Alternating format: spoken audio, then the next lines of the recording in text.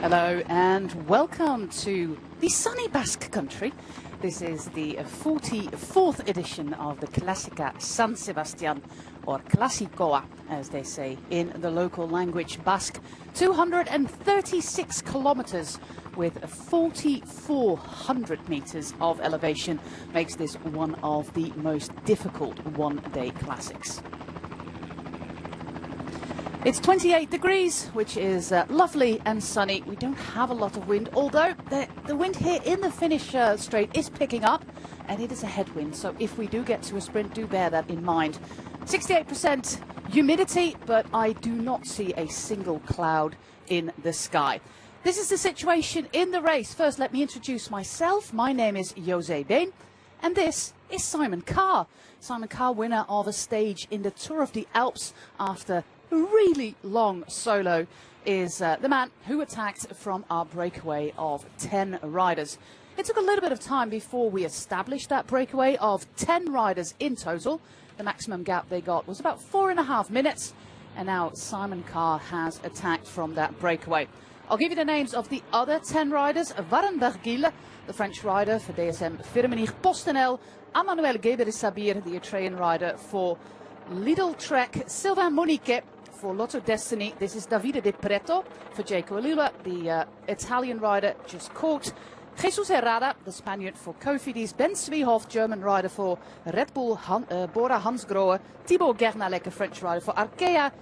Otno Holter, the Norwegian rider for Unex Mobility. And Pierre Latour, who is riding for Total Energy, his 5th race.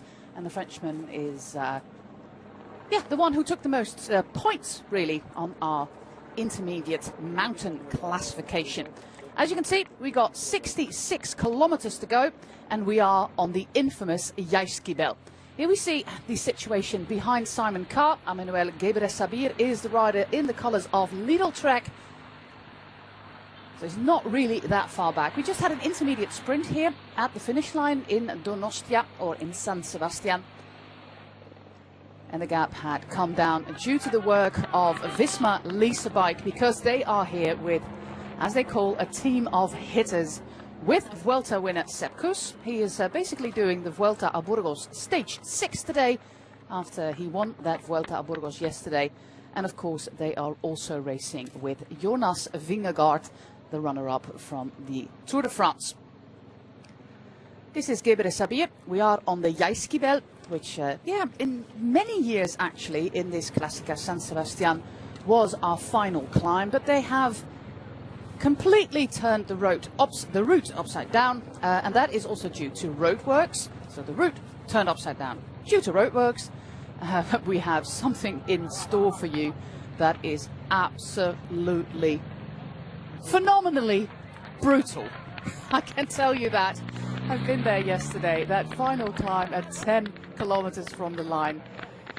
You have never seen anything like that. And so did the riders, who did a little bit of a recon yesterday. I asked some of the riders this morning at the start, and Michael Woods told me it's a bit comparable to that final climb that we had in the 2018 World Championships at Innsbruck, the one that were won by Alejandro Valverde, where Michael Woods won the bronze medal. And he's looking forward to it, of course, the Canadian, in that absolutely stellar national champions jersey. Fantastic job there by the Israel Premier Tech team with that jersey. Simon Carr, he is he's making his way to a French team. The man, of course, who grew up in the south of France, fluent in both English and French, and he signed a 3-year contract with Cofidis. Julien Vermolten, the rider at the front of the peloton, also signed a new contract, another year for the veteran of the Visma Lease Bike rider, the Visma Lease Bike team, and they call him the Vermoteur, and that is because he's always at the front of the bunch. He's 35, just turned 35, the man from the province of West Flanders.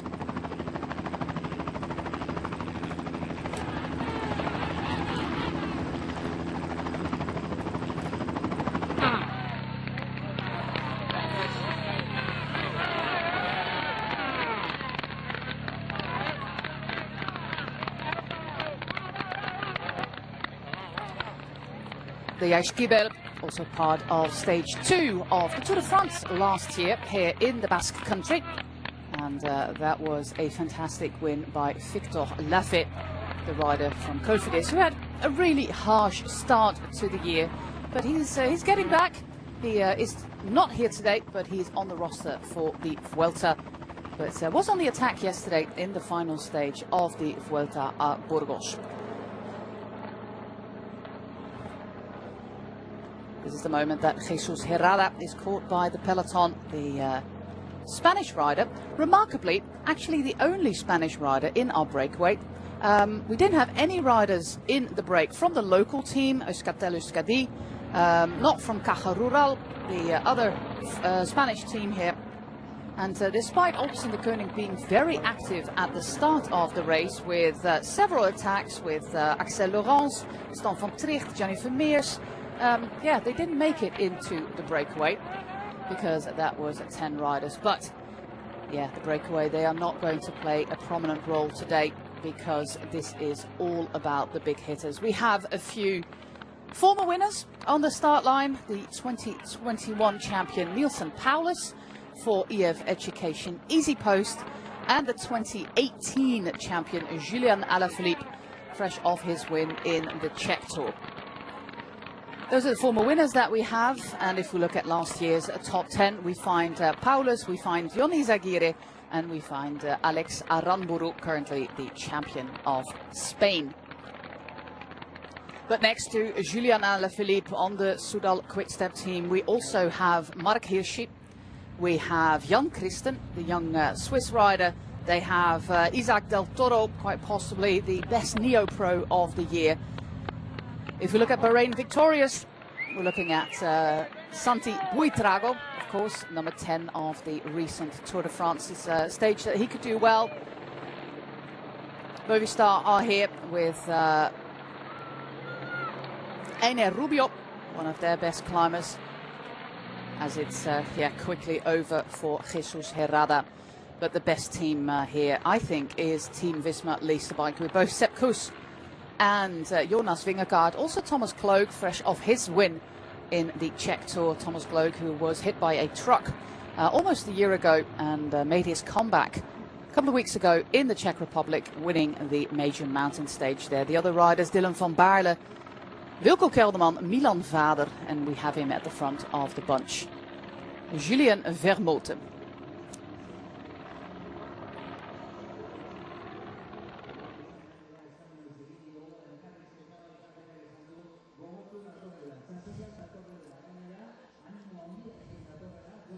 Warrenberg-Giel, a much welcome bottle. It's hot out on the road. 28 degrees was indicated at the start of the broadcast, but in the sunshine it's actually quite hot, and we don't have a lot of wind, although the riders are doing 40-50 an hour at the moment.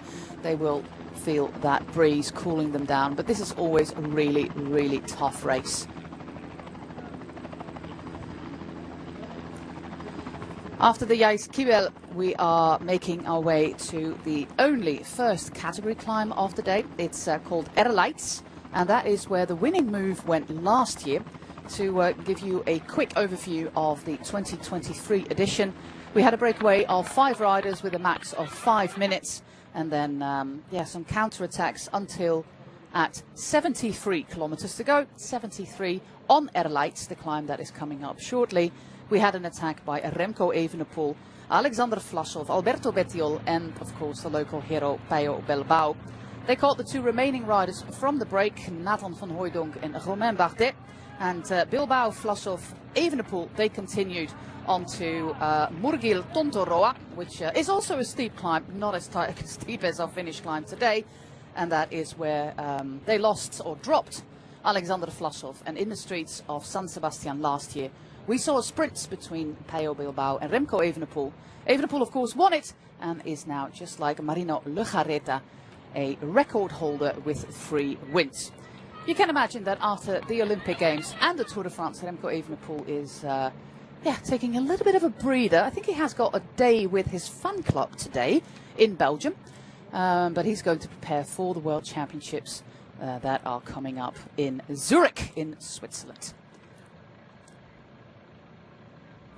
So no Remco Evenepoel today, but still an incredibly high quality start field. I think most people are looking out for Jonas Vingegaard. We see him there with number 64. We also have Soudal Quickstep there. Racing with number 3 is Mattia Cattaneo. Racing with number 5, Mikel Landa, the domestique for Remco Evenepoel in the Tour de France, and he did an absolute marvellous job at that. He's of course a local hero, Mikel Landa, and well positioned there at the front.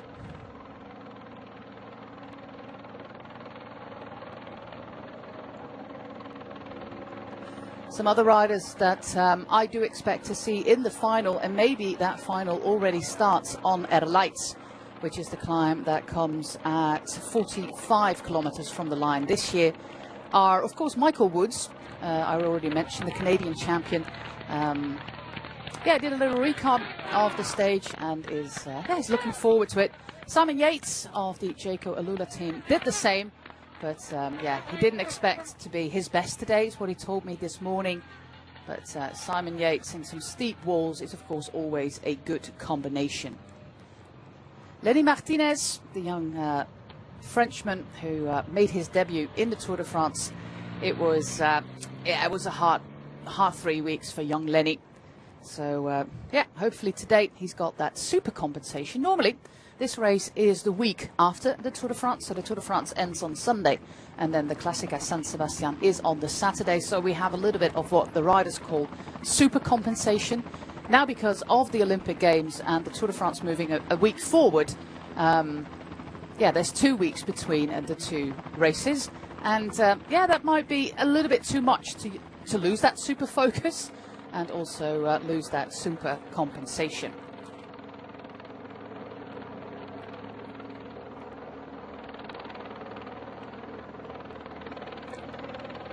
There we have Pierre Latour, caught by the peloton there, the Total Energie rider.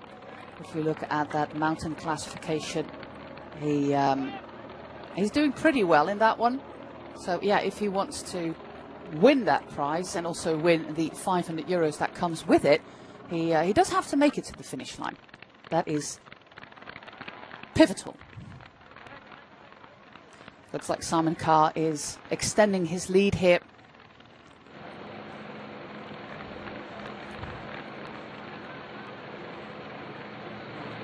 This is Antonio Pedrero. He's done his job for the team.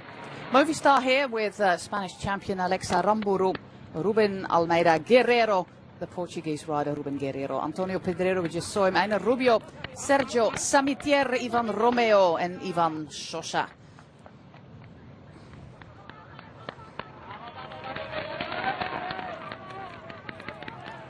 I asked some of the riders this morning what the gearing was that they chose. Most had a 34 at the back, if they're racing Shimano, of course, and 40 at the front.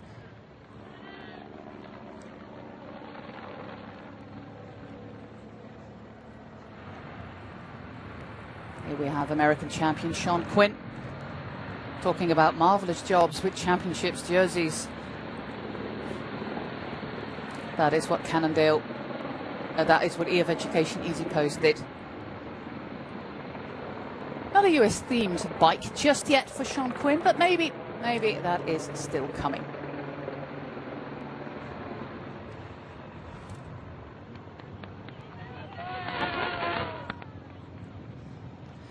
So the situation, as far as we know it, because we're not really seeing the riders still in between. This is, of course, our leader, Simon Carr. A little while. Small gap between him and Emmanuel Gebre-Sabir. And then also still in front of the peloton are Sylvain Moniquet, the Belgian rider for Lotto Destiny, and Ben Zwiehoff, the German rider for the Red Bull Bora Hansgrohe team. Top of the Jajski belt indicated in the road book at 60.5 kilometers. It is a difficult climb at the Jajski belt, but only a few bits that are steeper, and especially that last part where we are here right now, it kind of really evens out. So we're making our way back towards San Sebastian. If you look on the map, You can see it's all the way in the northeast of Spain, almost on the border with France. If you are on the Yaisquibel, you can actually already catch a French telephone network.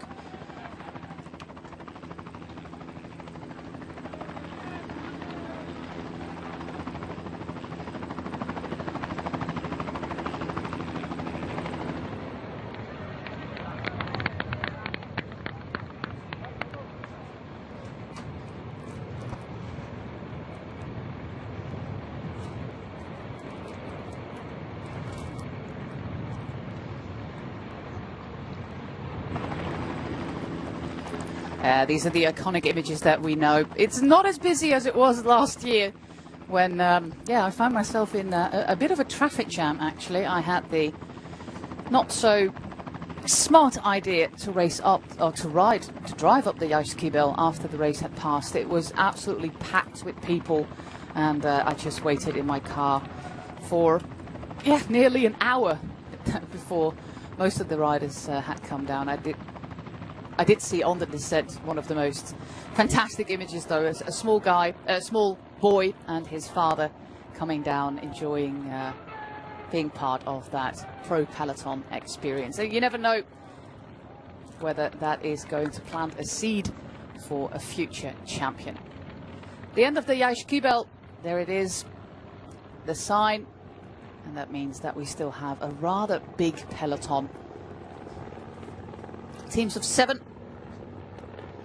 Some wildcards, invitations, of course, UNOX and Total Energy, as they were the numbers 1 and 2 on the ranking.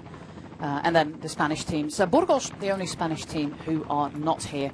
They were, of course, active in the Vuelta a Burgos, a 5-day stage race that was completed yesterday with a sprint win for Pavel Bittner from the Czech Republic.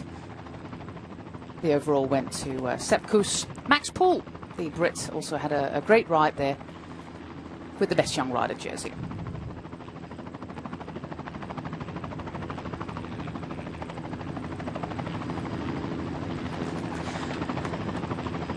There is San Sebastian. Of course, the riders are, well, quite possibly, most of them actually really happy with the weather conditions. We have had editions here in the Basque Country that were quite wet. San Sebastian is actually one of the wettest towns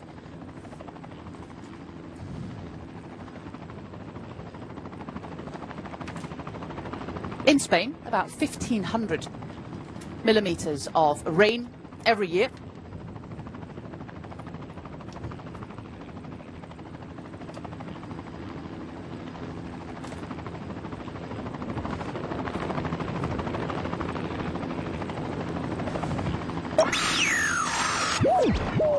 Preparación el descenso de Yaisquibel, bajada rápida y técnica. Pelotón comienza el descenso. Le peloton commence la descente. Be careful at the downhill of Yaisquibel, technical and fast downhill. The radio tour announcing that this is a rather fast and technical downhill on the Yaisquibel. We have quite a few riders who have never ridden here, but they might have done the Tour de France last year. It's of course a very famous climb, but it is indeed a very technical descent, and it's always easier to do that on your own. You can just choose your own lines, and that is what Simon Carr is doing perfectly. If we look at the distance, it's going to be a really difficult job for him to complete that. But yeah, he was part of a breakaway in the Tour of the Alps for, I think, 130 kilometers, and then did a 45-kilometer long solo. So this man knows what it's like to be at the front on his own. He's 25 now, of course, British, but grew up in the south of France with mountain biking and road racing. Talented guy, started his career with the team from the south of France. First of all, the Occitane Cyclisme Formation went to AVCX, which is one of the prominent club teams in the south of France. Then Delco Marseille and the merger with Nippo Delco, that team ended, and he found his way to the EF Education Nippo team. He's been part of that team since 2021. And now, after 4 years, he's making his way to a French team, to Cofidis. Absolutely zero language problems there for Simon Carr, Simon Carr, but they'll probably call him Simon Carr because he's fluent in both languages. In that, a fantastic ambassador, of course, for the sponsor, for EF, because they organise trips abroad where you can learn languages, all sorts of languages. My sister-in-law went to Norway, for example, and still 25 years later, she still speaks Norwegian, sometimes for her job. It's an absolute fantastic experience to go on one of these trips. Salamanca here in Spain is a very popular destination as well.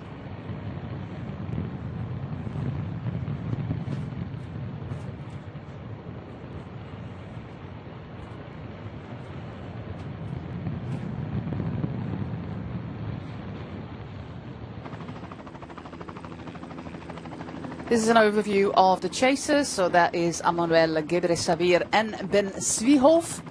Gebre-Sabir just signed a new contract with the Little Track team, the 29-year-old from Eritrea.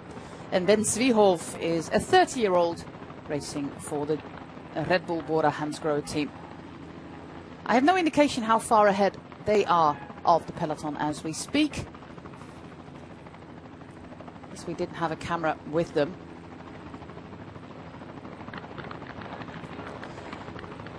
And we also haven't seen just yet whether Sylvain Moniquet has been caught by the bunch.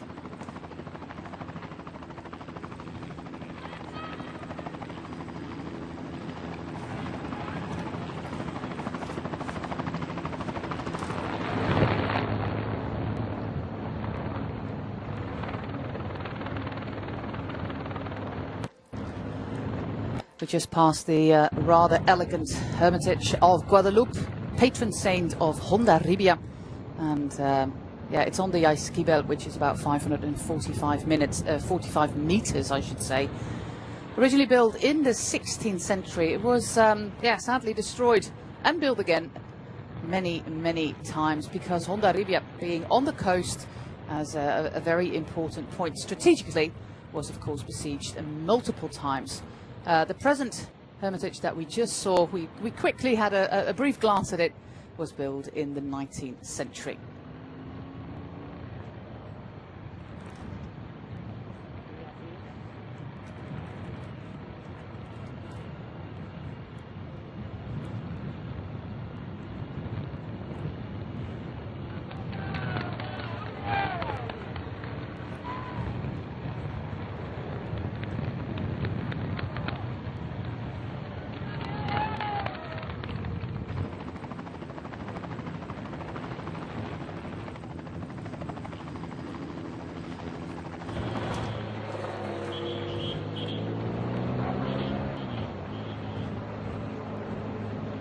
The Visma Lease bike team at the front with Jonas Vingegaard there in third position.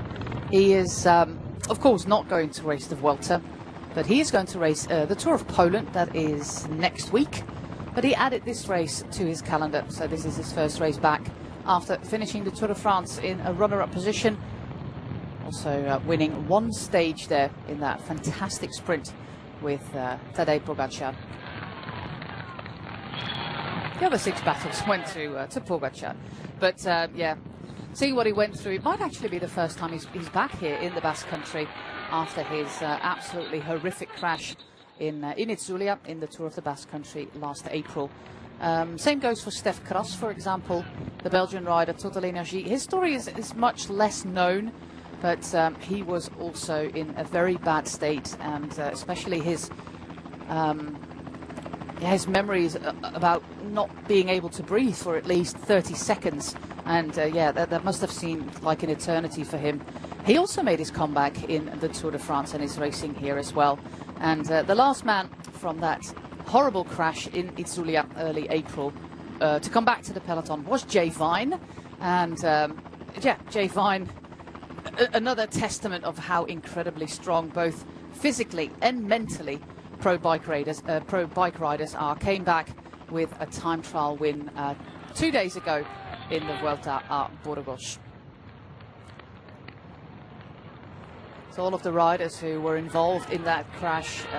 Remco Evenepoel, Jonas Vingegaard, Stef Kras, Primoz Roglic, and also Jay Vine. Everybody is back in the peloton, and that is a miracle in itself.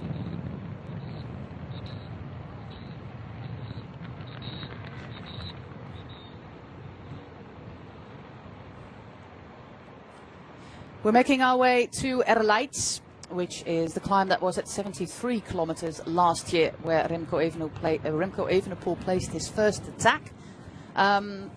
It comes in about 5 kilometers. Looks like Simon Carr didn't go. I don't think that is a 34. It's about 4 kilometers long. It comes 5 kilometers from now. The average gradient is 10.6%. Talking about average gradients in the double digits, and the maximum is about 13%. It's nothing compared to what we will witness in the final. This is the moment that Gebre Sabir and Ben Svihov are caught by the peloton, and that means that out of our breakaway of 10 riders, only one remains at the front, and that is Simon Carr.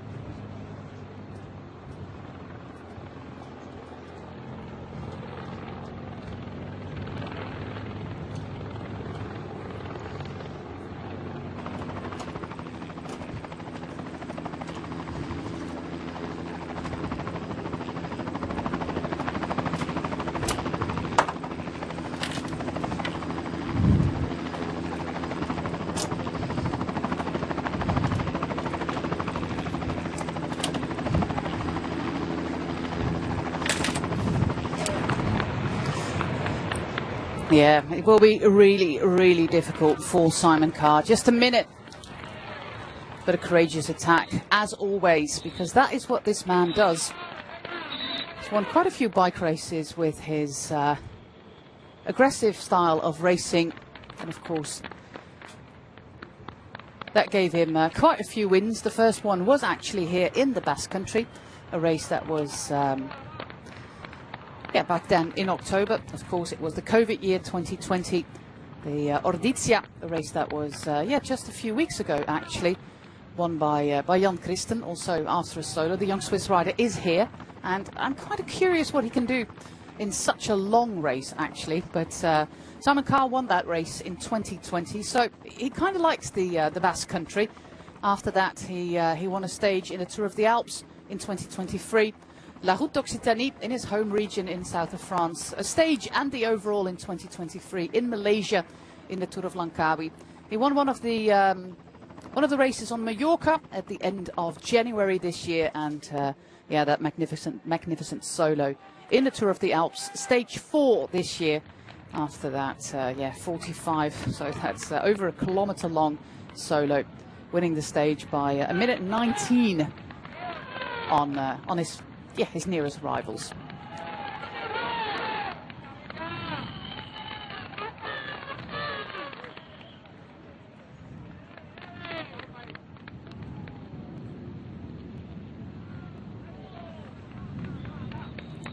Keeping a steady pace there, his eye on his power meter. Stunning bikes in that colour scheme for Cannondale. Fantastic match. With the team kit, as it should be. After this town, we are going to climb, and look at all the people on the side of the road. Here in San Sebastian, it's still rather quiet. We are at a new finish location, actually. Last year we were at the Bay of La Concha, which is, of course, the world-famous crescent moon-shaped bay. We're now on the Zuriola beach, which is, especially for the windsurfers. You see people walking around with surfboards here. And the waves are not as high as they are in Tahiti, where we had the Olympic surf tournament. We also don't have any whales breaching like we did in Tahiti. If you haven't seen that image, you can probably find it. Two of the most iconic pictures of the Olympic Games actually came from Tahiti. One, the flying surfer and his surfboard after he won and of course that whale breaching while the surfers at the front were waiting for the right wave to arrive.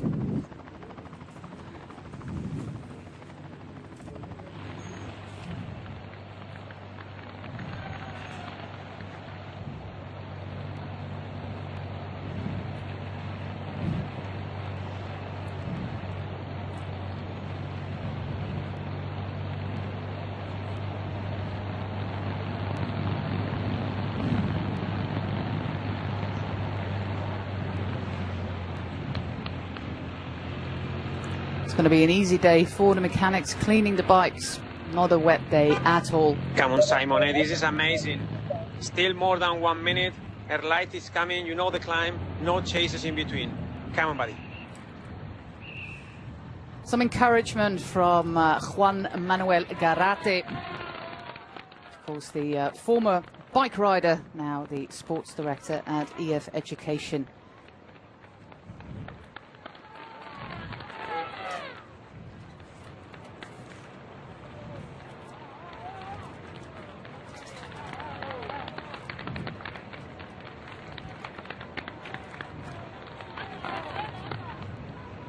And I had to look it up, but yes, indeed, I did remember well.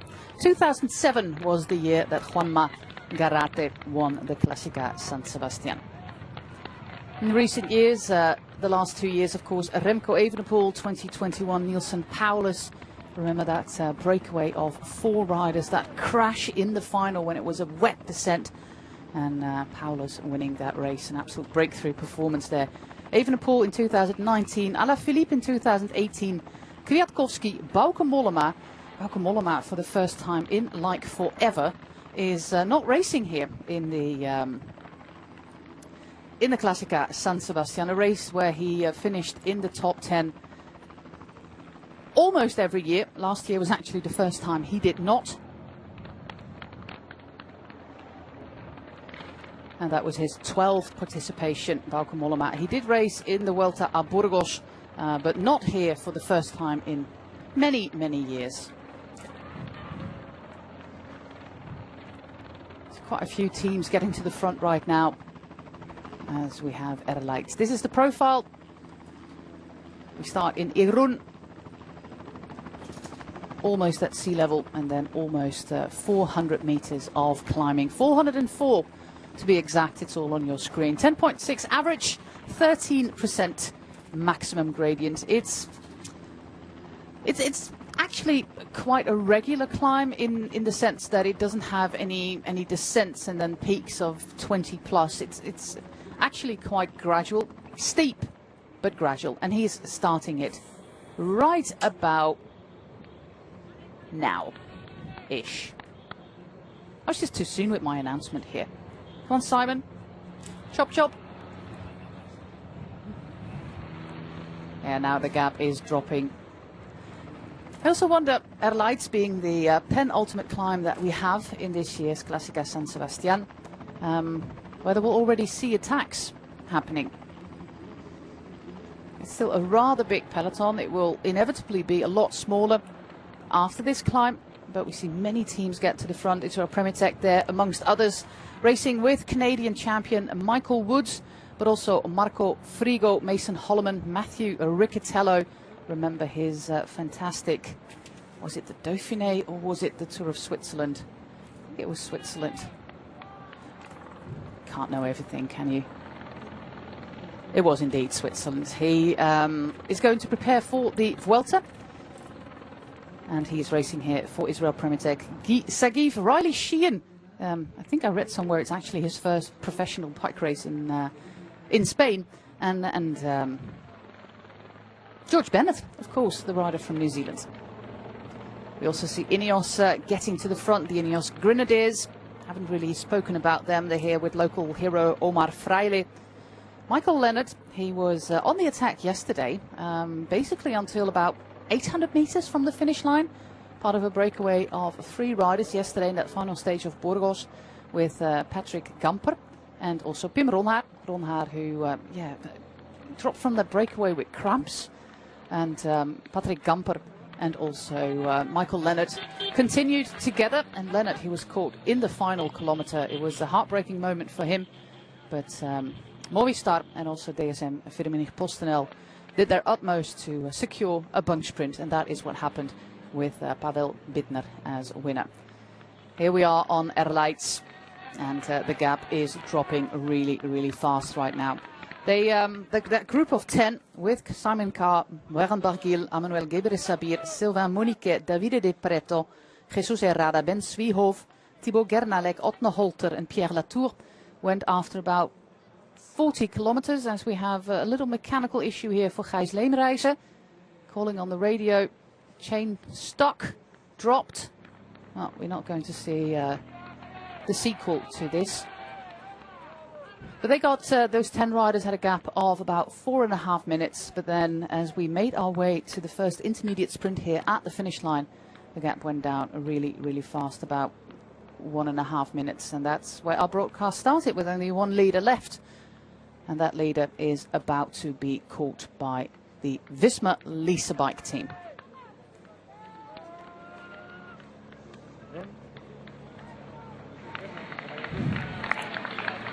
Igor Arrieta, a rider who's also done the Vuelta a Burgos. Young rider still.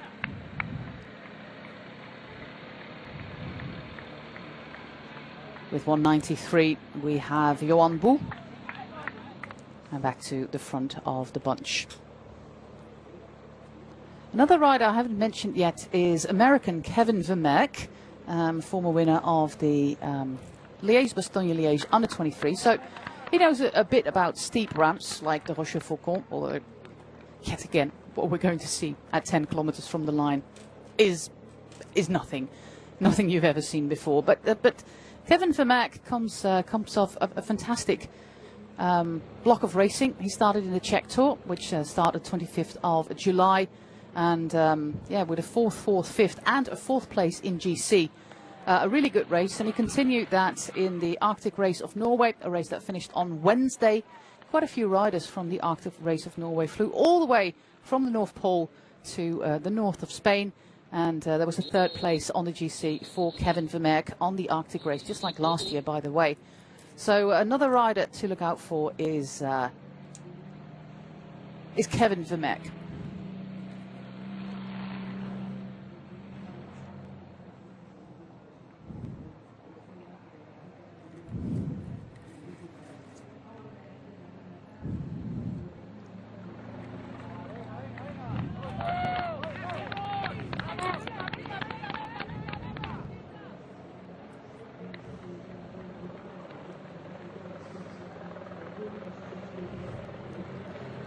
Yeah, if you take the inside of the turns there on that final climb on Pilotegi, that's where you will encounter the steepest gradient, and in my road book that's actually indicated at 27%. And there we have our first attacks. Julian Alaphilippe, of course, in 2nd position, and the Red Bull Bora Hansgrohe rider. They're here with Dani Martinez, an interesting rider to look out for. Is this Florian Lipovic? Have to confirm. But this is the first attack from the peloton with Julian Alaphilippe, the winner of this race in 2018, winner of the Czech Tour. And immediately there's a reaction from Team UAE. It was announced today in the Belgian newspapers that after over 10 years with the team of Patrick Lefevere, Julian Alaphilippe is going to a new team. It is indeed Florian Lipovic. He's going to a new team. My expectation is that it's going to be Total Energie. But we'll have that announcement when it comes.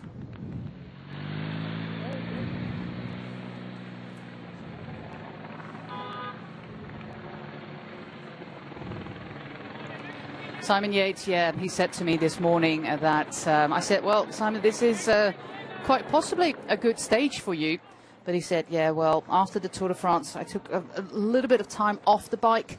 And, yeah, I don't expect that much from myself today. And it shows he is the one dropped here on Erleitz.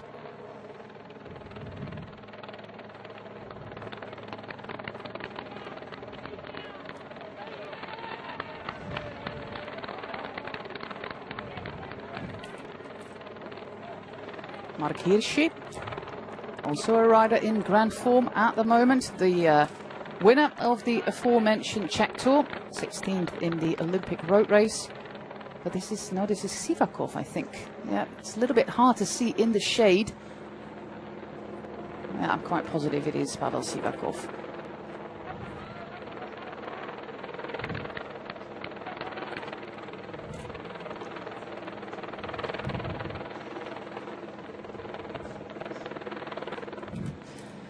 But yes, for Alaphilippe, yeah, for the first time in his career, he's going to ride for a different team.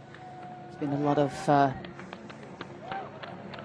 talk about the relationship between Lefevre and Alaphilippe, both good and bad, but it's going to end after this year. He started in 2013 in the ethics development team that Lefevre in his Decolev structure had, and stayed with the team ever since, winning this race, winning 2 World Championships, of course, winning stages in the Tour de France, 6, winning Milan-San Remo, Strade Bianche, after that crash even.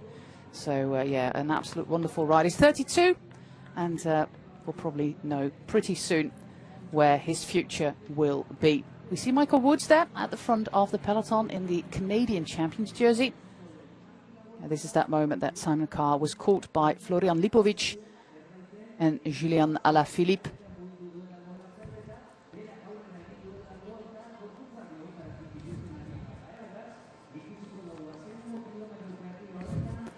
Top of air lights in my road book is indicated at 40.8 kilometers. And then we are going to make our way back to San Sebastian, where we'll have another intermediate sprint. We've got 2 classifications, or actually 3 classifications, where you can earn €500. One is for the best climber, one is for the best intermediate sprint, and one is for the best rider in the GC, or, well, the final classification. We don't have, well, it is a general classification, but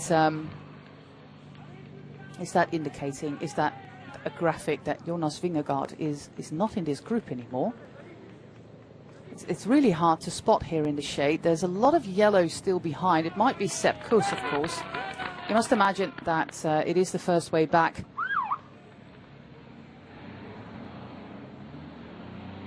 Yeah, it is indeed Jonas Vingegaard Hansen, who was dropped from that group. This is his first race back after the Tour de France.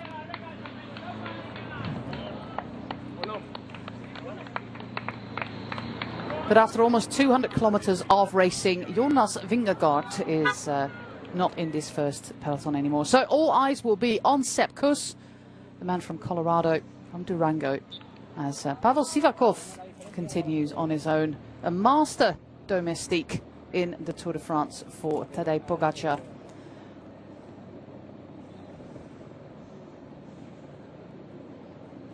A man who has got the French nationality, Russian until 2022, but grew up in France, lived here his entire life. Well, not here, but just across the border in France. And he's our new leader, almost at the top of Erleitz. And then we'll have another technical descent taking us back to San Sebastian.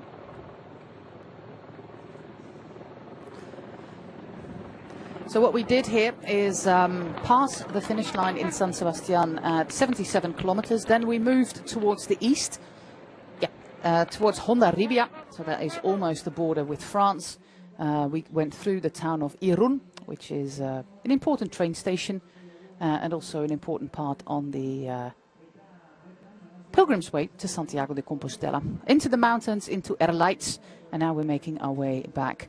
And then we pass the finish line, and then we make that small loop to the west of the city, and that's where we find the Pilotegi Bidea, and Bidea is the Basque word for street.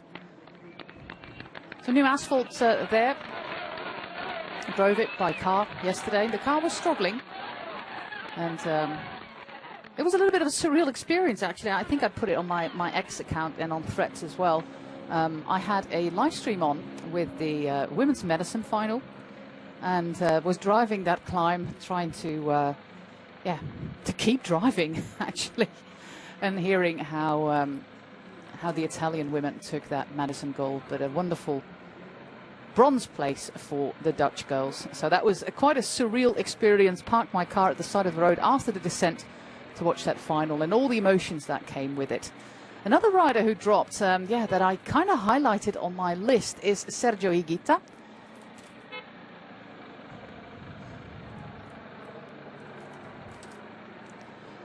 But he's also doing Vuelta a Burgos stage number 6. Sergio Higuita, who was 10th in the general classification, 10th also on Lagunas de Neila, which of course always the traditional climb in the Vuelta a Burgos.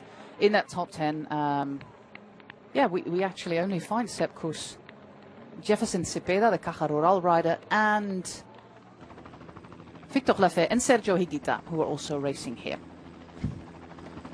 Well, this is what's left of our group. See Maxime van Gils, Lennart van Eetveld, the 2 Lotto Destiny riders, is my expectation. Kevin Vermeerk is indeed there. Number 15 is Mark Hirschi. Number 17, is it 17, Brendan McNulty? Michael Woods is there. 125 is indeed Lennart van Eetveld. And 123 is Andreas Kroon, actually, the Danish rider, who won a Vuelta stage last year. And we do have Jonathan Narvaez, the rider who we saw in the Olympic road race. But we don't have a whole lot of riders left, although there's a group there that might still come back. But the first on top of Erlijts is Pavel Sivakov.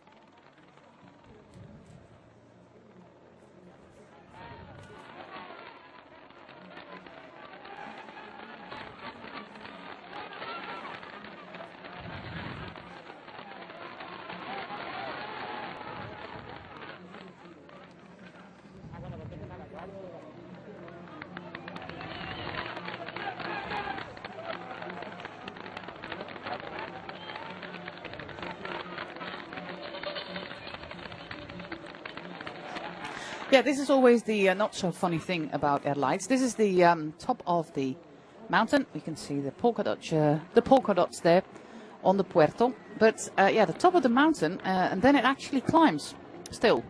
So we still have about 15 meters of elevation to do. It is at 1, 2, 3%. It doesn't really mean all that much, but we don't have the descent straight after the finale. Alaphilippe also still in that group. Let's see where the chasers are. But this first group of, quick head count, 9. So we have Andreas Kroon, Lennart van Eetveld for Lotto Destiny, Michael Woods for Israel Premitex, Sergio, Jonathan Narvaez, of course, for Ineos, Grenadiers, Julien Alaphilippe for Soudal Quickstep is there. We had Mark Hirschi for Team Emirates with Brendan McNulty. Pavel Sivakov still, so at least 3 riders for Team UAE Emirates at the front. So I think I almost have the 9 then. And Kevin Vermeerk, do not forget Kevin Vermeerk. And the one I didn't recognize just yet, but now we do, is of course Neilson Powless, the former winner. So we do have 2 former winners in this first group, with Neilson Powless and with Julien Alaphilippe. He was shaking his head there. That is never a good sign. He did give a little bit there on the attack on Erlijts, and now finds himself in that chasing group.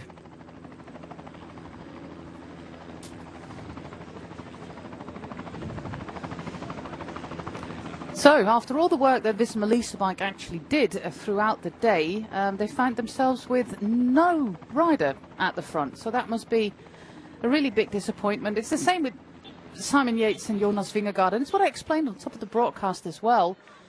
Normally, this is 6 days after the Tour de France. Then you are in that super compensation mode. So you keep a little bit active after the Tour de France, do some rides, maybe one of the post-tour criteriums, rest a little bit, and then you get a surge. You get an extra boost. The super compensation is a bit comparable to tapering, for example. And then on this day, the riders who traditionally came from the Tour de France always had that something special. But now we are a lot longer after the Tour de France, and that is the big difference this year. The Tour de France finished on the 21st 1st of July, it's actually 3 weeks. And that makes all the difference.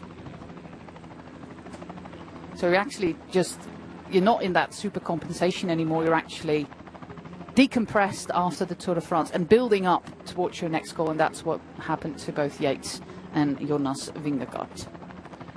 We have another attack. Now everything came together. Of course, everything apart from Pavel Sivakov, who's still at the front. Here he is. Final slopes here of Erlijts.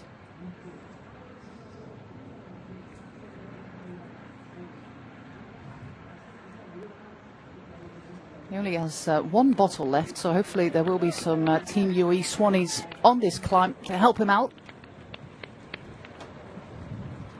Because we still have about an hour of racing to go.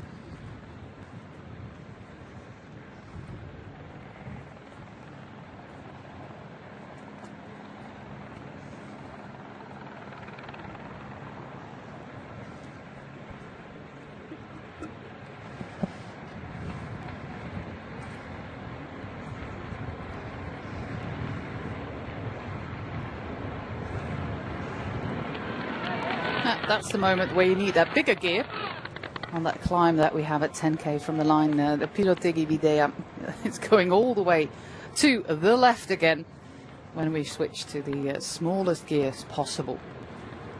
But we're not there yet. We're making our way in a northern direction at the moment, northwesternly direction. Crossing the finish line, that will be at 16 kilometers, which is always nice for the people here at the side of the road.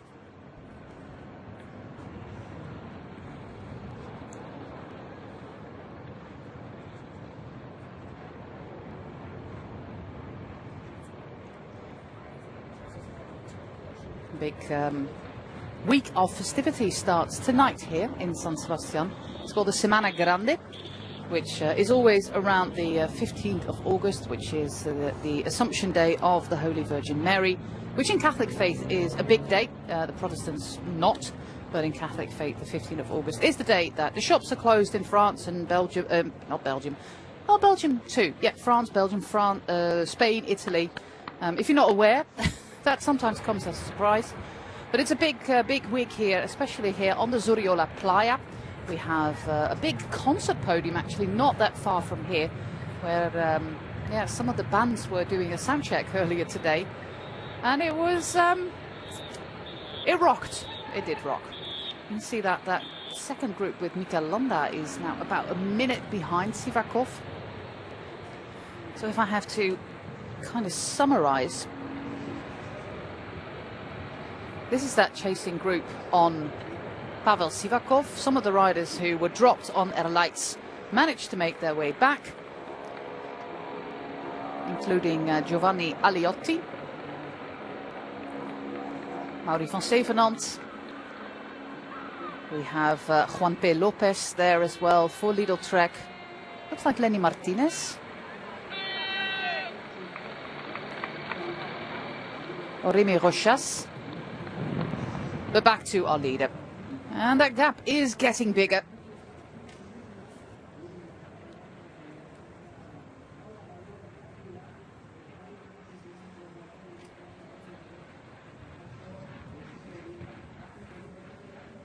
He's going to have a little bit of a cross tailwind getting into San Sebastian. Quite sheltered here, by the way, by the buildings. Of course, one side we have the Cursal. Let's listen to Radio Tour.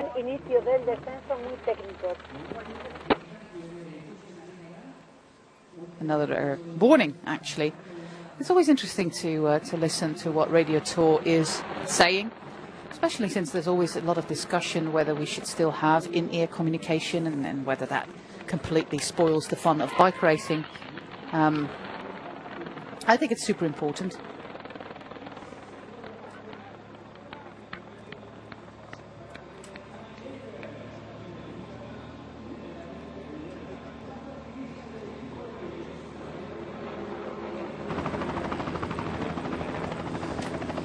Especially to announce obstacles on the course or these kind of things that Mónica Guajardo Radio Tour is announcing here. That group of 9 is, quick head count, 9, 12, about 18 riders now. Animales en la carretera. See? Be careful, animals on the road, in the road. And this is what I mean. We have animales en la carretera, and that means animals on the road. Maybe some cows wandered off from their fields, and that is a prime example as to why you need race radio.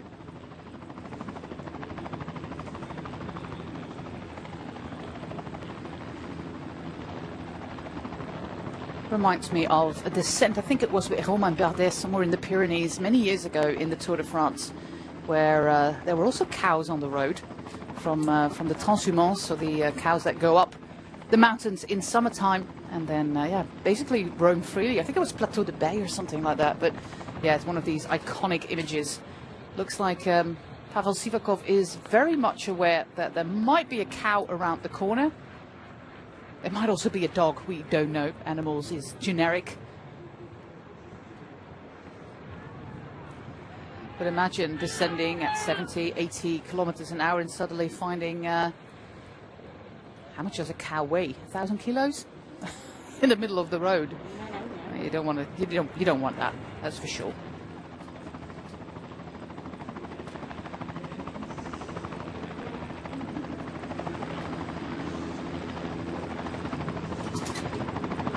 Yeah, Pavel Sivakov, he is opening up a gap. It's kind of hovering between the 25 seconds and 30 seconds. Kind of depends, of course, where the motorbike is with the GPS, who indicates that difference. A lot of UAE in that second group. I think a third rider managed to join.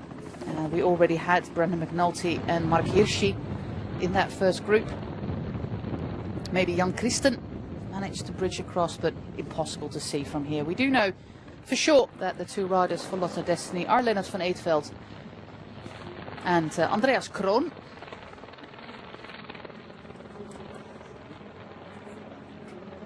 Van Eetveld, sadly, a little bit of injury that cost him quite a few months.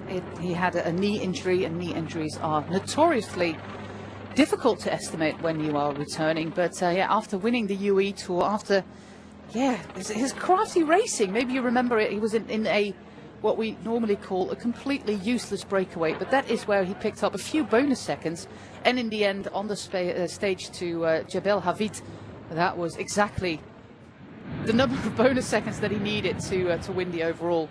Then there was an 11th place in Strade Bianche, and then that long period out. He returned the Belgian Championships at the end of June, raced in Sibiu Cycling Tour, one of the many races in Romania.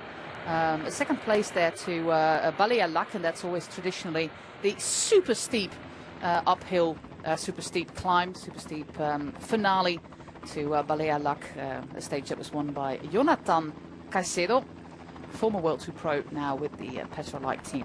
So Lennart van Eetveld is in good form. He is on the provisional roster for the Vuelta, but only 17 race days for the young man from Lotto Destiny. He was one of the riders who did sign a multi-year contract, despite the uncertainties around the team, and now it's been confirmed that Destiny, which is a mobile telecommunications company in Belgium, is not going for the 2 extra years. They had an option for 2 extra years of sponsorship for the team, but they decided not to go for that. And that means that the Belgian team, led by Stéphane Hulot, has to look for new sponsorship. But they did already, renew the contracts of their 3 most important young riders, Lennart van Eetveld being one of them, Maxime van Gils, and of course Arnaud Delis. And with these 3 riders, and especially with a young man named Jarno Vidar still on the development roster, he's been basically, I think, well, apart from one, winning all the major under-23 stage races, and the next one starts next week, the Tour de l'Avenir. He will be racing that as well.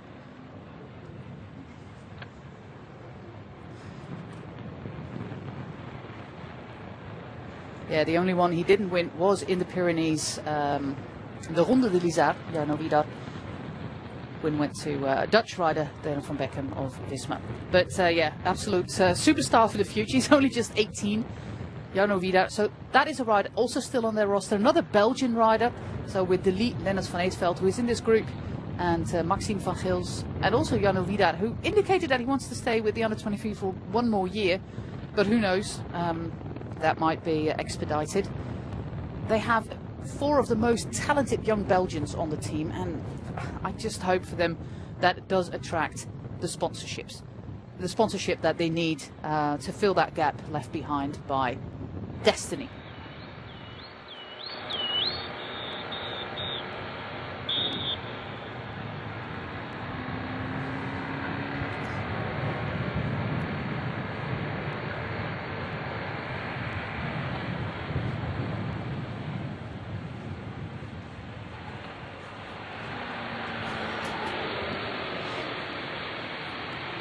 "90 kilometers an hour, 60 miles an hour descent here. Pretty sure the cows have been cleared.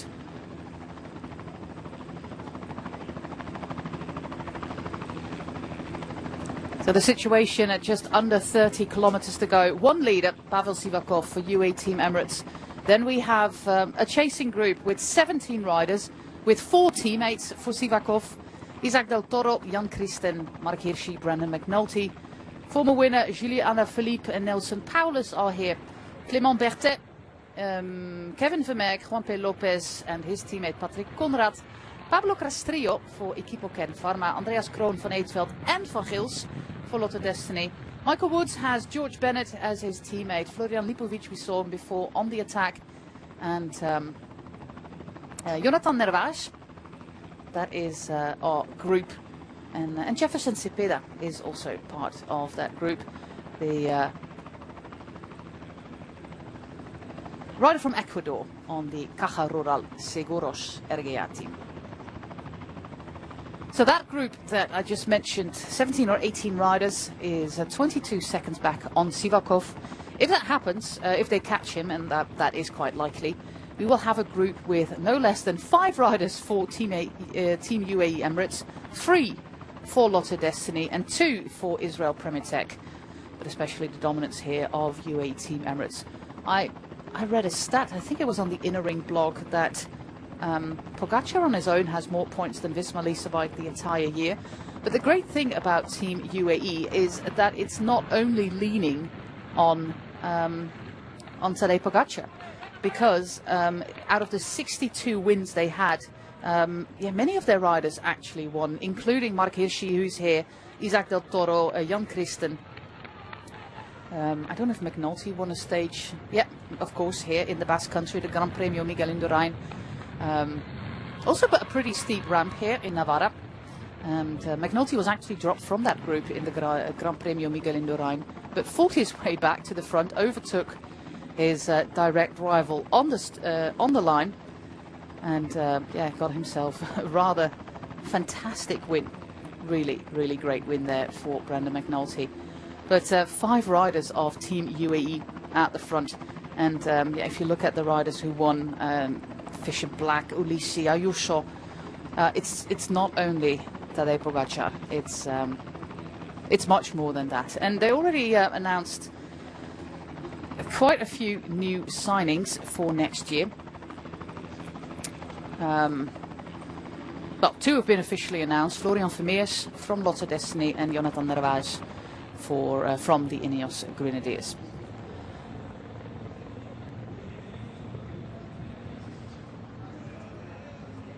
Interesting to see that Lotto Destiny are taking the lead here, and Israel Premier Tech are not yet. Of course, Team UAE Emirates don't have to do anything in that chase because they have a rider up front.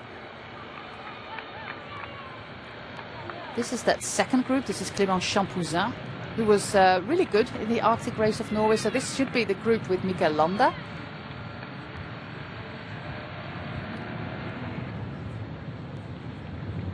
I think this is group number 3.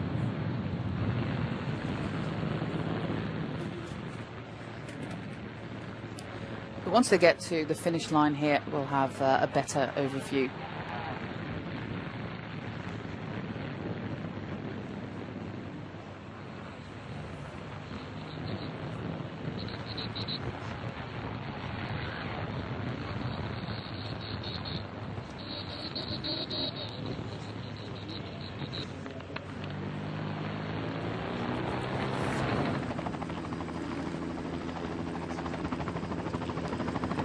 Some of the highest peaks here in the Ayako Area Natural Park. We have quite a few geologically very interesting sites here. Sumaya is a World Geological Heritage Site, a geopark as they call it. They have here in the Basque Country some absolutely marvelous karst formations. But if you go to the blog of Geosports and find stages 2 and 3 from last year's Tour de France, we'll tell you all about that. But geologically, very interesting region. Get a quick view there. Quick gel here for Pavel Sivakov. Normally with 24 kilometers to go. Some solid food. You can still do it, but whether it will help you. A gel usually works 3-4 minutes, something like that. It's like a ultra sugary carb hit, sometimes with some caffeine as well, to give you that extra little bit for the finale.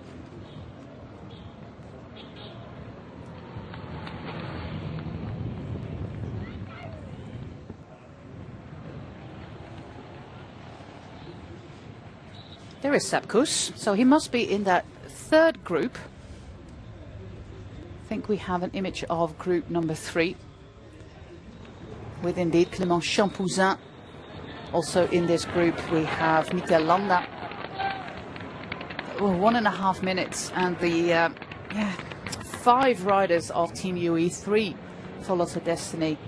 It's going to be almost impossible for that group with Sepp Kuss to come back. But remember, Sepp Kuss did 5 days of racing in the Vuelta a Burgos. You know that he missed the Tour de France selection due to COVID. So after the Criterium du Dauphiné, where a lot of riders actually caught COVID, he couldn't do the Tour de France. He was sorely missed by the team, by Jonas Vingegaard, and returned in the Vuelta a Burgos with a stage win on Lagunas de Neila and the overall win as final preparation races for La Vuelta, where he is of course the defending champion after last year's 1, 2 and 3 with Roglic and Vingegaard on the podium with Sepp Kuss. One of the Vueltas that everybody kind of remembers for the drama that came with it. And the hashtag GC Kuss. I heard Sepp Kuss on the podium this morning in fluent Spanish, not with an American accent, just fluent Spanish, and I was mightily impressed with that.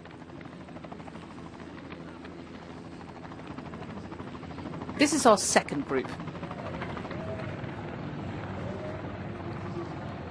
And then that third group is the group with Champouzin, with Mikel Landa and with Sepp Kuss. If you're just tuning in, this is edition 44 of the Classica San Sebastian. And we've got 236 kilometers to race, 4,400 meters of elevation. Like I said, edition 44, we started in 1981 with Marino Lejarreta, of course, one of the national treasures of the Basque Country, winning it twice in a row. Other winners here include Miguel Indurain, Gianni Bugno, Claudio Chiappucci, Lance Armstrong. This is a win that he got to keep. Davide Rebellin, Francisco Casagrande, Eric Dekker, Jalabert twice. I mentioned some of the names in recent years. With Valverde twice, with Adam Yates, Tony Galopin, who is now the DS at Lotto Destiny. Not here, by the way, he was in the Arctic race of Norway. And also Adrie van der Poel won this race in the past, and I'm quite curious, 1985, Adrie van der Poel, I was 6, what the course was like that year. But this is one of the races that Adrie won, and Mathieu has not won yet. I think if we look at the meters of elevation of the World Championships in Zurich, I think we're also around that 4,000 mark, something like that. 4,000 meters of elevation, so why not? Although that climb at 10k from the line with especially the final 700 meters, a ridiculous 20 plus.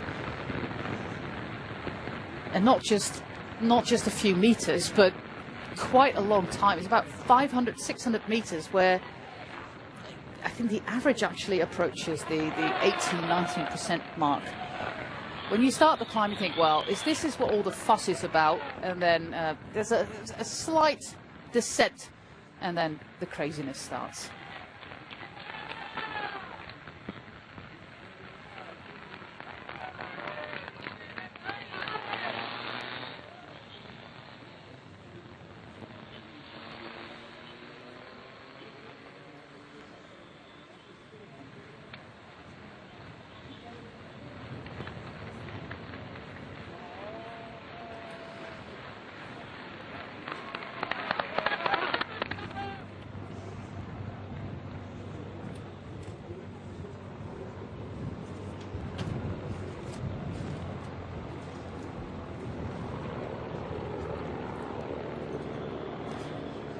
We just raced through the town of Errenteria. If you look at Basque towns, it's got an R, it misses the X. The Basque language is absolutely phenomenal. It's one of the oldest languages in the world, and even language, like scientists, really can't pinpoint the origins of the language. It's been passed from generation to generation, mostly orally. Not a really big written history of the language. If you look at some of the languages in the Middle East, Assyrian, Sumerian, things like that, they all have written clay tablets, for example, but here they haven't really found anything. So it is one of the oldest languages. People are really, really proud of it. As you might know, until 1975, the regions like Catalonia, but also the Basque Country, were fiercely oppressed by the dictator here, by Franco. And after he died in 1975, there was a renewed interest in the local language, in the local culture. And now more and more people are learning Basque. You've got special Basque schools. I've kind of forgot the name, Escorola, something like that. And a lot of kids actually learn Basque. People are really, really proud of the flag, of the colours, and rightly so, of course. Same goes for Catalonia, and Catalan also comes with independence movements, as you might know. But now with everything here is bilingual. If you look at the street signs, first it is in Basque. Luckily, it's also in Spanish for those of you who don't speak Basque, and I think most people do not. But it's one of the most wonderful regions here of Spain, here in the northeast. And today we have an absolutely lovely day. Luckily the race is not tomorrow, because temperatures will soar towards the 37, 38 Celsius mark, which makes it one of the hottest days of the year here in the Basque Country. And for those of you watching in the United States, that's about 100 Fahrenheit. What's happening with Nielsen Paulus there?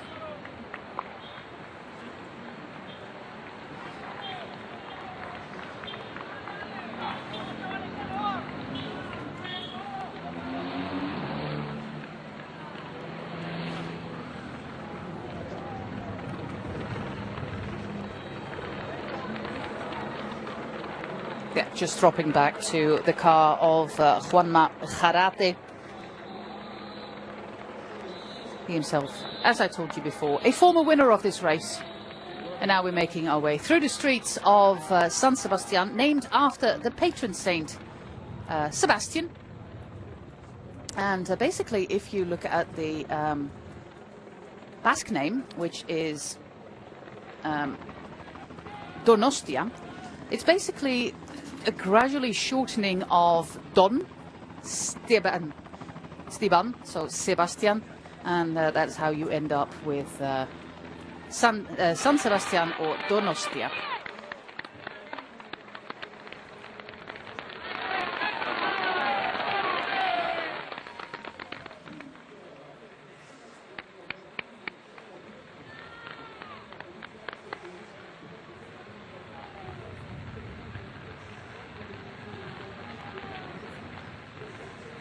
And if you want to know about Saint Sebastian, quite briefly, we're talking about the Roman times in Rome, actually, and the Emperor Diocletian, I actually do not know how to say that in English. In Dutch we say Diocletianus. He was persecuted, as many of the early Christians in Rome were. We're talking about the 3rd century. He was, according to the tradition, tied to a tree, shot with arrows, but it didn't kill him. He was saved by the Holy Irene of Rome, and then he went to Diocletian, I think that's how I should say it, and warned him about his sins. Diocletian, the emperor of the Roman Empire, was not really impressed, and then he was clubbed to death. Yeah. His name day is on the 20th of January, and here in San Sebastian, the 20th of January is one of the most important days of celebration.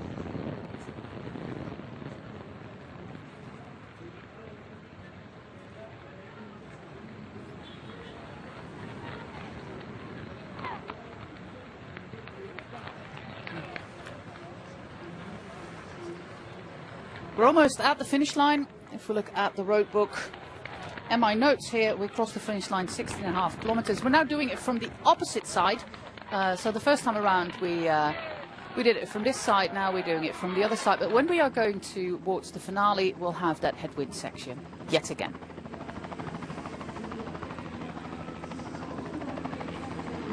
That is the beach of Soriola. Maybe I'll buy myself a jersey with Beach Club Soriola.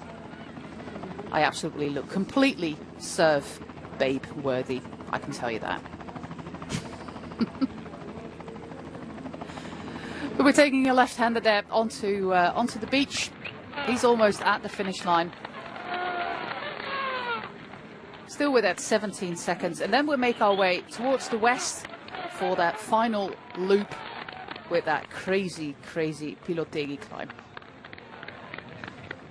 And I've been telling you quite a lot how incredibly insane it is, but you will agree with me once you see the footage that it is incredibly insane. Here we go. We are here at the finish line. I can see the motorbikes and everything now in one shot. We have the team cars behind the chasers.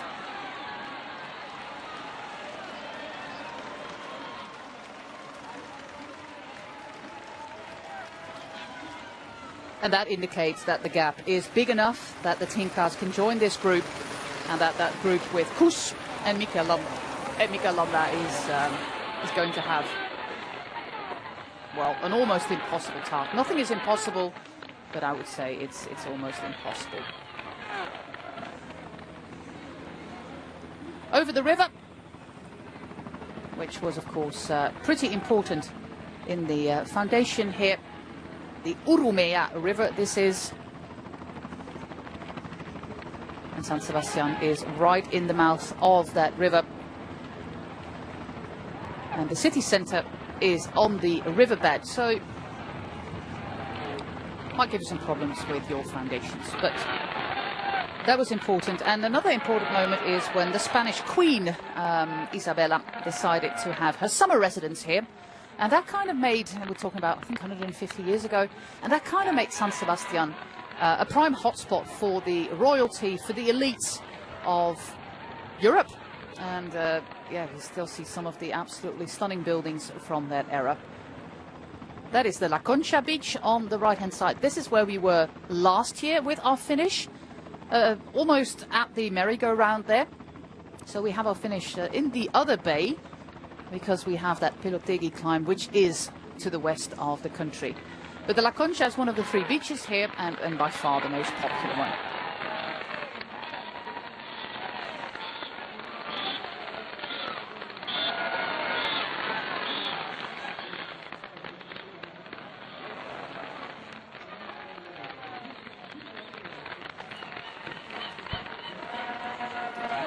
As we head towards that final climb, I have a short moment to give you an overview of what happened today. 236 kilometers after, about 20 kilometers of attacks. We had a breakaway of 10 riders forming on our first climb of the day called Andazarate. That came after, after 20 kilometers. Breakaway of 10 with Wagen Barguil, Manuel Gebre Sabir, Sylvain Moniquet, Davide De Preto, Jesus Herrada, Ben Zwiehoff, Thibaut Gernalek, Otmar Holter, Pierre Latour and Simon Carr. Simon Carr was the last of these riders to be caught, and that was on the climb to Erleitz. which is 4 kilometers, 10.6% average. We saw a counter-attack there with Julian Alaphilippe and Florian Lipovic of the Red Bull Bora Hansgrohe team. And then another attack from Pavel Sivakov of Team UAE Emirates. And he's the one at the front right now. Was the first on Erleitz. Gap has never been bigger than 30 odd seconds. And here we have a chasing group. This group was about 9 riders on the top of Erleitz. But the group with Julian Alaphilippe and Nielsen Paulus as 2 of the former winners managed to came back on the descent.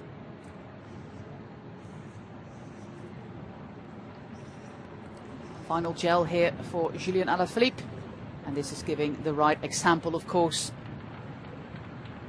Busy times in the Alaphilippe-Roes household because the Tour de France Femmes avec Swift starts on Monday in Rotterdam, 40 kilometers from my home.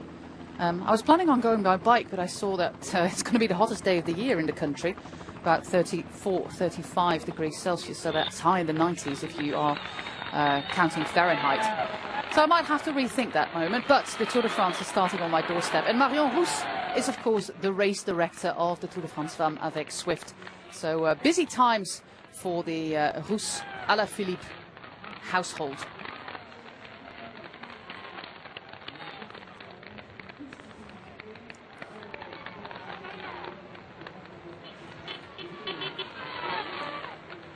This is the intermediate sprint. 10 points for Sivakov, 6 for Maxime van Gils, and 3 actually for Andreas Kroon. At the finish line, more and more groups are crossing that finish line further back.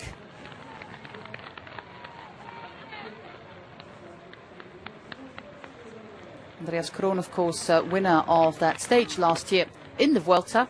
That stage that was neutralized, maybe you remember it, to Barcelona, but it was neutralized for the general classification at, I think it was 3 kilometers from the line.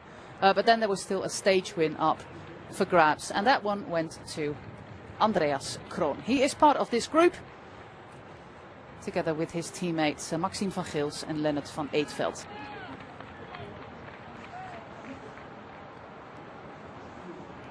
And since we don't have any graphics at the moment, let me give you all the names in this chasing group, and yeah, with a gap of almost 2 minutes to the group with Sepp Kuss and Mikel Landa. Also the winner of this year's 44th edition of the Classica San Sebastian. We have Julian Alaphilippe, there he is, former winner, and just ahead of him Nielsen Paulus, also a former winner. We have 4 riders for Team UAE Emirates in this group, with Isaac Del Toro, Jan Christen, Mark Hirschi and Brendan McNulty. 3 riders for Lotto Destiny, Andreas Kroon, Lennart van Eetveld and Maxime van Gils. 2 for Israel Premier Tech with George Bennett and Mike Woods.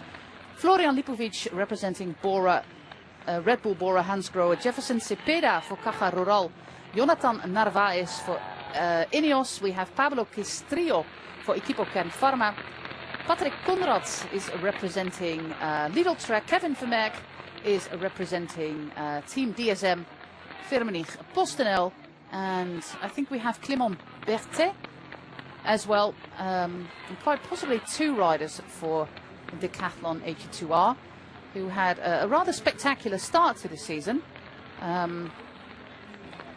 but their last victory was actually the French National Championships with Paul Lapera. Yeah, that was, and of course the time trial for Bruno Armirail. This is it. Second category is an understatement, but it is only 2 kilometers. Elevation gain 232. Average is 11.2, and that's basically because the start of the climb is rather easy peasy, because the second half and especially the final 600-700 meters are ridiculous. I drove here yesterday by car. I think, why are all these cars still parked on the side of the road? But they still are. A lot of camper vans as well. There's not a lot of room on the climb. There's fences on both sides, so I wonder how much room the riders will get from the fans here in the Basque Country. Normally, the fans here in the Basque Country are incredibly respectful towards the riders, so I do not expect any trouble. But here we go. The first half is absolutely no problem to any of these riders at the front. Then we have a little bit of a descent. Well, it's not really a descent, it's more like a plateau-y kind of thing. And then the second half of the climb comes with, especially on the inside of the turns of the hairpin corners, percentages going towards the 26%. Quite a few riders who did go on a recon said that they'd never seen anything like it. And like I said on the top of the broadcast, Michael Woods, who is in this first group or in this chasing group behind Pavel Sivakov, said it reminded him of that final climb that we had at the World Championships in Innsbruck.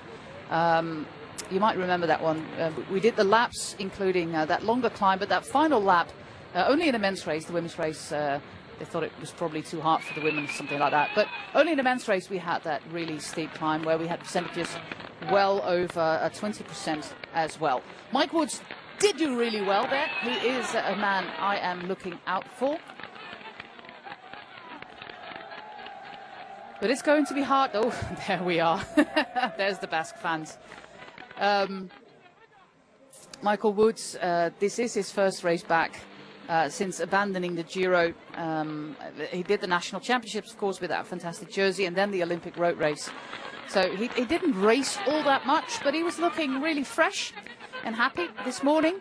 And I'm kind of interested to see what he can do on this climb.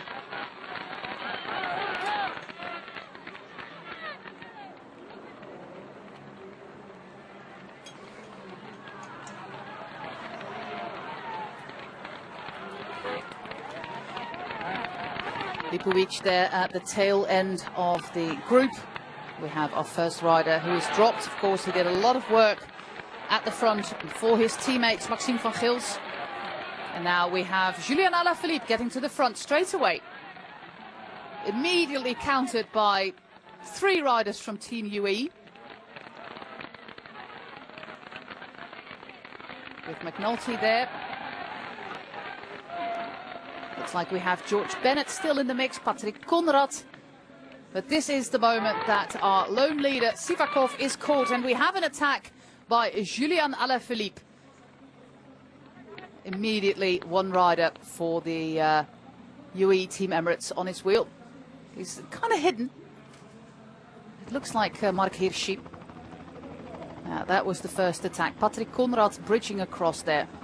Then it looks George Bennett and another rider for Team UAE Emirates.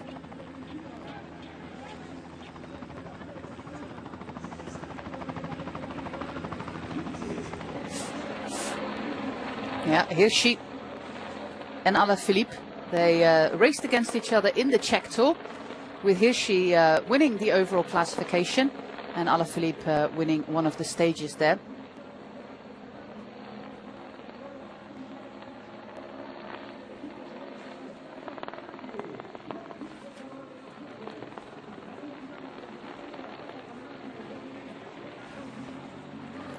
Patrick Conrad now leading that group with 2 riders for UAE. Jonathan Narvaez is in the middle and Alaphilippe as well.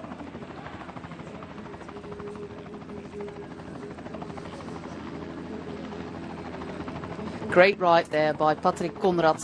It's hard to see from this elevation. Here we have confirmation it is indeed Brandon McNulty. And now it's McNulty with the attack. And Julian Alaphilippe, he follows quite easily actually. Now followed by Hirschi, Narvaez and Patrick Conrad.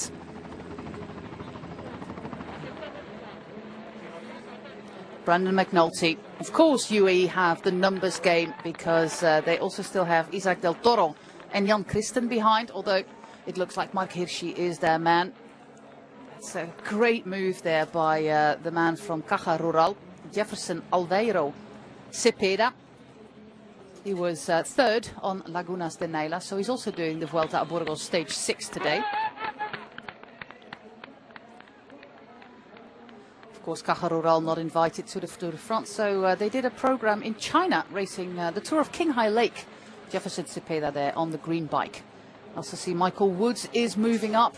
Now we get to the really steep parts, and it's really, really hard for the motorbike to film this because, yeah, you still have to film it and also stay upright on the bike because you're going so incredibly slow that it's becoming more and more difficult. Patrick Conrad is losing a little bit of momentum there. Kevin Vermeerk is moving up together with Michael Woods. A lot of North Americans here with McNulty, Vermeerk for USA, and of course Michael Woods for Canada. Great ride as well for Lennart van Eetveld. Patrick Conrad is struggling. This is the hardest part. Look at the speed. I saw a power file from Mikel Vizcarra, one of the local riders, who was doing 400 something watts and still hardly managed to get 10k an hour.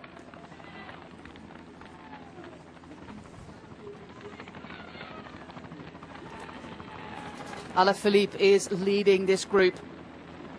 Lennart van Eetveld on his wheel, followed by Mark Hirschi, Kevin Vermeerk. Looks like McNulty in a little bit of trouble. Narvaez, Michael Woods also still there. Wow, what a ride here by young Lennart van Eetveld. Winner of the UAE Tour, then out of the peloton for months and months with a knee injury that just wouldn't heal. And now he's leading the race in front of Alaphilippe. Another stellar ride there by Kevin Vermeerk. Is this going to be his breakthrough performance then? The 23-year-old doesn't have a pro win just yet, but he's been awfully close in recent races, both in the Czech Republic and the Arctic race of Norway. But Lennart van Eetveld, Alaphilippe. Look at the Basque fans. Michael Woods here. Look at Jonathan Narvaez on the bike. Nielsen Paulus still there. Patrick Conrad. The chief commissaire is hoping to clear the road a little bit here for Jefferson Cepeda. This is Clément Berthet. We have Bennett still there. Florian Lipovic. Alex Baudin. Remember him from the Giro d'Italia. Great ride. Also breakthrough performance for him. But this is, if you are stuck behind a car here and you have to dismount, that is going to be incredibly difficult. Another attack here by Julian Alaphilippe. And this might be the one. Julian Alaphilippe, we're almost at the top of the climb. He's making it look easy. 7.5 kilometers to go. Julian Alaphilippe, it looks to be back to his best days here, the Frenchman. It was announced earlier today in the Belgian newspapers that after 11 years in the teams with Patrick Lefevere, he's not going to continue. He's going to find a new team. But is he going to give a fantastic goodbye present to the man who gave him a chance in his development team? Mark Hirschi, of course, also in grand form. Like I said, they raced together in the Czech Tour, which was 2 weeks ago, 10 to 14 days ago. A rather new, well, a little bit of an unknown race on the calendar. But a great battle there by Julian Alaphilippe and Mark Hirschi. And it looks like we are going for that again. The descent, they are starting the descent right now. Mark Hirschi and Julian Alaphilippe. Alaphilippe, of course, is a master descender. Is that going to make the difference? And even if we get to a sprint with two, remember, it's going to be a headwind sprint. The wind is picking up. I'm looking at the flags here at the finish line. And yeah, it is picking up a little bit. But Julian Alaphilippe is on a mission here. He won this race in 2018, and he wants to join that club of riders who won it twice, which also includes Alejandro Valverde, for example. First time he raced it was in 2014. He didn't make it to the finish line. 2015, he was 8th. Won it in 2018. 2021, another 6th place. And last year, he did not finish the race. So he has got a history here. He knows this race, although the final is different. Looks like Nielsen Paulus there, still in pursuit. Well, Nielsen Paulus actually won this bike race on the descent. If we look at the statistics for Mark Hirschi, he was 3rd on the podium in 2019 and 13th last year. Is this going to be his first win here in San Sebastian? Oh, that was a close one. And we're going super fast here. You can see that the riders are on the biggest gear that they have and still pedaling to keep that pace going. We're almost at the 5 kilometers to go point. It's basically straight downhill, and then the final 2 kilometers, something like that, is 3 kilometers, I should say, is going to be flat here in the streets of San Sebastian, where the crowds have gathered now. It's lovely and sunny.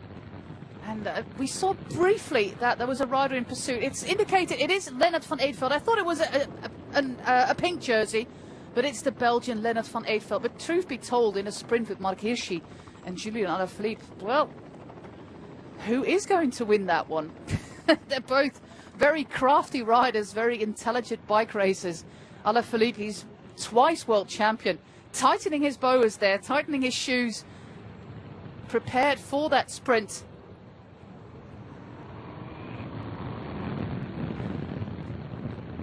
He was already on the attack on Erleitz, already indicating there that he had the legs, not taking any risks here. It's about a kilometre and a half of descending still to go. Marc Hirschi is going a little bit faster on the descent. I think we are approaching the 90 kilometre, 60 mile an hour mark here. There we have it, 4K to go. We only know that Marc Hirschi and Julian Alaphilippe are at the front, and Lennart van Eetveld is really not that far back. But how much further back are the likes of Maxime van Gils, who is a pretty decent sprinter? Well, if he's in Group 3, that is going to be really difficult. Lennart van Eetveld, he might come back, but in a flat sprint, Lennart, I do not know. But between Hirschi and Alaphilippe, well, that's going to be one tight battle. Last year we had a sprint à deux. A sprint between two riders with Peyo Bilbao and Remco Evenepoel. Are we going to see the same scenario this year? Van Eetveld is giving everything, taking the shortest of lines here on the descent, but we're down in San Sebastian. There's a slight, about 1-2% towards the finish line. A little hiccup is coming at about 2.2 kilometers from the line, I think. But at this speed, they won't even notice that. They're still on the big ring, the biggest that they have after that descent. But this is where the tactics come into play. There is, like I said, a little bit of a headwind. And that is, of course, something that the sports directors will probably have indicated. We have Wilfried Peters behind the wheel for Soudal Quickstep and Fabrizio Guidi with Thomas Gil behind the wheel of Team UAE. They probably know from the Swannies here at the finish line that it is going to be a headwind sprint, and that is all about timing, and that's all about keeping your head cool, not to be tempted into going too fast too soon, because that will give the drafting advantage to the one behind you. We've seen some magnificent sprinting, of course, on the boards in Paris with Harry Lafraize, with Matthew Richardson and Jack Carlin, the winners. Yeah, they're glancing over their shoulder. How close is Lennart van Eetveld? It's going to be really hard for the young Belgian. Some final communication there. Yeah, he says that he can't hear Wilfried Peters. I don't know what he's indicating. Van Eetveld.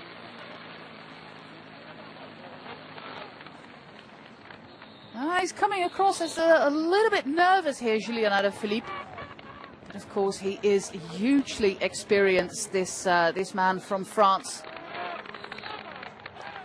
His Classics campaign didn't really go as planned. It was, there was a crash for him. And, it just didn't go as planned. It was not what he expected of it. But winning the Classica San Sebastian for the second time would, of course, be a fantastic result for the 32-year-old from Saint-Amand-Montrond, where we were this year with the Tour de France. The 25-year-old from Switzerland, former Swiss national champion, although with Team UAE Emirates you never can be really sure whether you are a champion or not. We're approaching that final kilometre. Now it's all about strategy. This is that final turn. Ooh, ho, ho. That was exciting. That was exciting. Full gas towards the finish line right now with Julian Alaphilippe and Marc Hirschi. It's got to be a sprint between the rider from Switzerland and the Frenchman. Now we are here on the boulevard.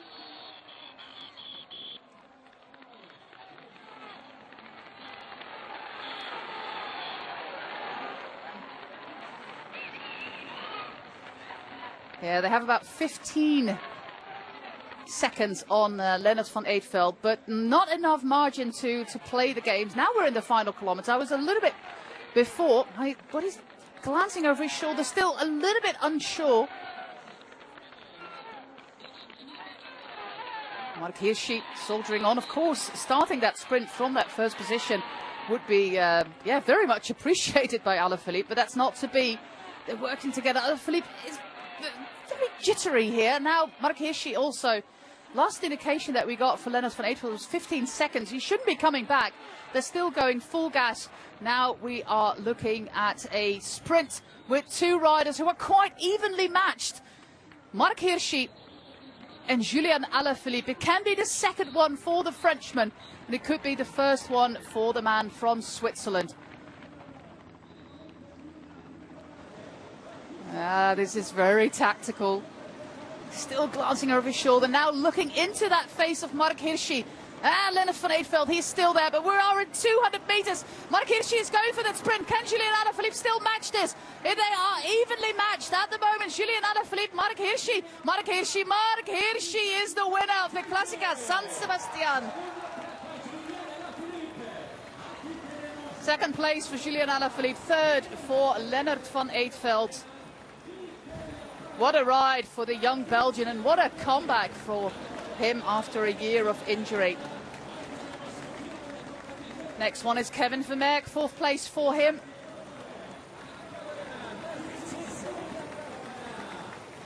Fifth place for Narvaez, then Paulus, Conrad, Michael Woods.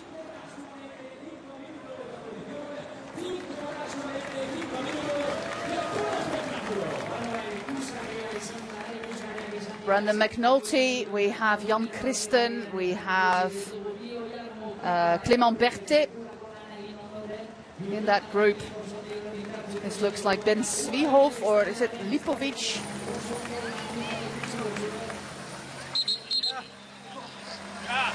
It is Lipovic. But Mark Hirschi, yeah, they had the numbers game from UAE. Alaphilippe left a really strong impression. But Hirschi opened that sprint, and Alaphilippe did not have an answer to that sprint. Let's look at this, these final moments. Alaphilippe was really nervous, while Van Eetveld was still far enough back. And then he was kind of tempted to go to the front here. Still looking over his shoulder. We're inside the final kilometer here. Of course, Hirschi is also glancing over his shoulder. They have to be absolutely sure that Van Eetveld is not coming back. So they have to keep on pushing. They're playing poker at high speed here. We have a headwind sprint, and is that making all the difference here? They keep on glancing, both of them. Alaphilippe, who opened the final with that attack on Erleitz, making leaving a really good impression. It's a little bit of a trek sprint here if you look from above, and this is the moment that Hirschi just had more watts, and Alaphilippe, he tried, but he didn't have anything left. It's quite clear from the top that Mark Hirschi is the strongest sprinter. He opened at about 150 meters, and that's the moment that Alaphilippe just he just didn't have an answer.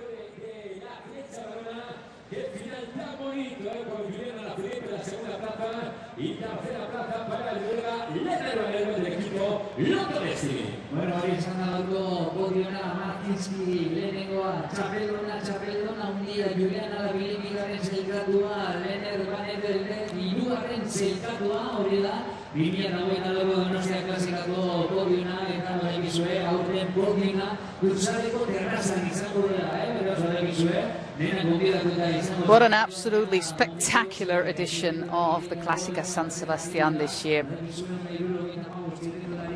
And great to see Julian Alaphilippe back on top of his game.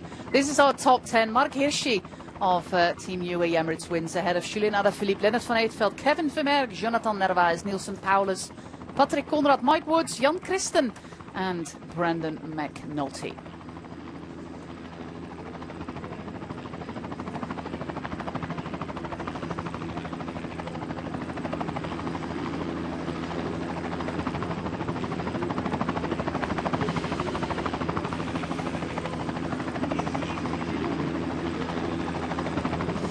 Busy day here on the La Concha beach. Maybe you can take a little dip here.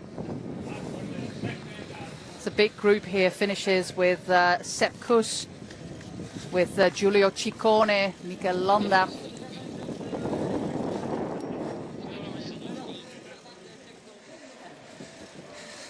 The Czech Tour, which of course was a wonderful experience for both of them, winning a stage and the GC. There was an 11th place for Alaphilippe in the Olympic road race. But yeah, we can say that he's back. There's got to be some great few last months on the Soudal Quick-Step team for this Julien Alaphilippe.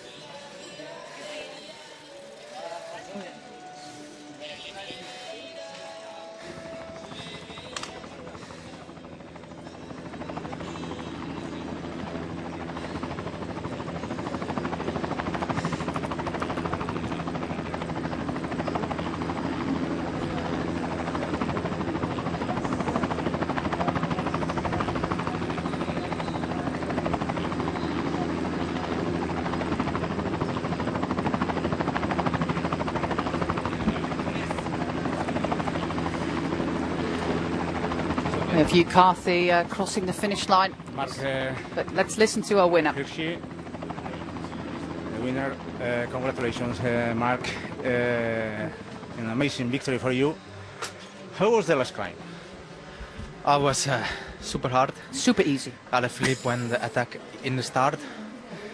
Yeah, we went so fast, then we dropped a little bit the speed. And then, you know, in this climb with so many people, you just suffer to the top. And then we look back and we were only two. We knew that we have to continue. And then we had a nice sprint together.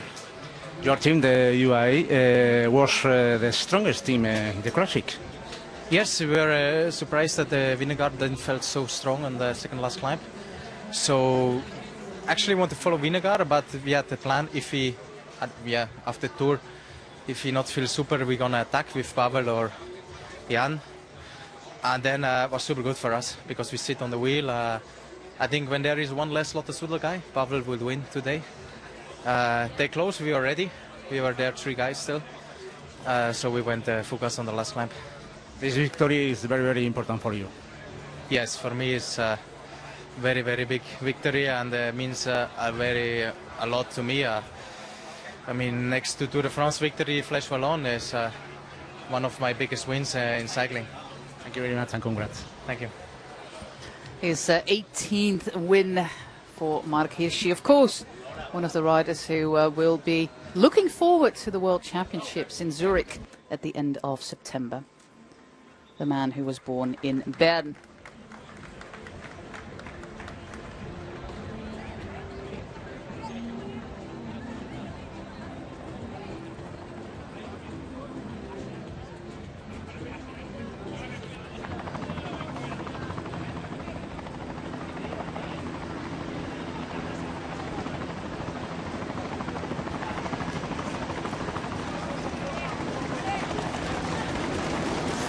Yeah, despite all the work done in the early stages of today's race, Visma Lease Bike, their captains, Vingegaard, almost 3 weeks after the end of the Tour de France, completely missed Ben O'Connor here.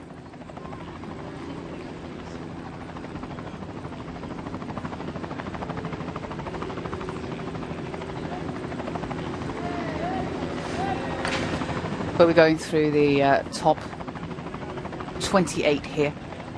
How I could have missed Ben O'Connor is absolutely beyond me, but we only have one pair of eyes. Bye. There is that group with Sepp Kuss, Mikel Landa, Ciccone, Ilko Kelderman at almost 4 kilometers. Let's listen to Julien Alaphilippe. Julian, you have been in second place finally. How do you feel? I feel happy to be back on the podium of a big race, and yeah, of course, a little bit disappointed to be really close from the victory, but yeah, I think I did a good race, and I give my best, so happy with this second place. How was the last climb? Wow, was really suffering. I think, I felt good, so I did my tempo. I prefer to do this than suffering a little bit behind, and at the end I give my best. I did like the finish was on the top to see what can I do, and Mark Hirschi was really strong. He did a good sprint, good timing, and he's also really explosive. So no regret. Thank you very much and congrats. Thank you. I think that kind of summarizes is what I said before. To have Julian Alaphilippe at the top of his strength yet again. Fantastic Giro, of course. Attack. Been in almost every breakaway that we had in the Giro d'Italia this year.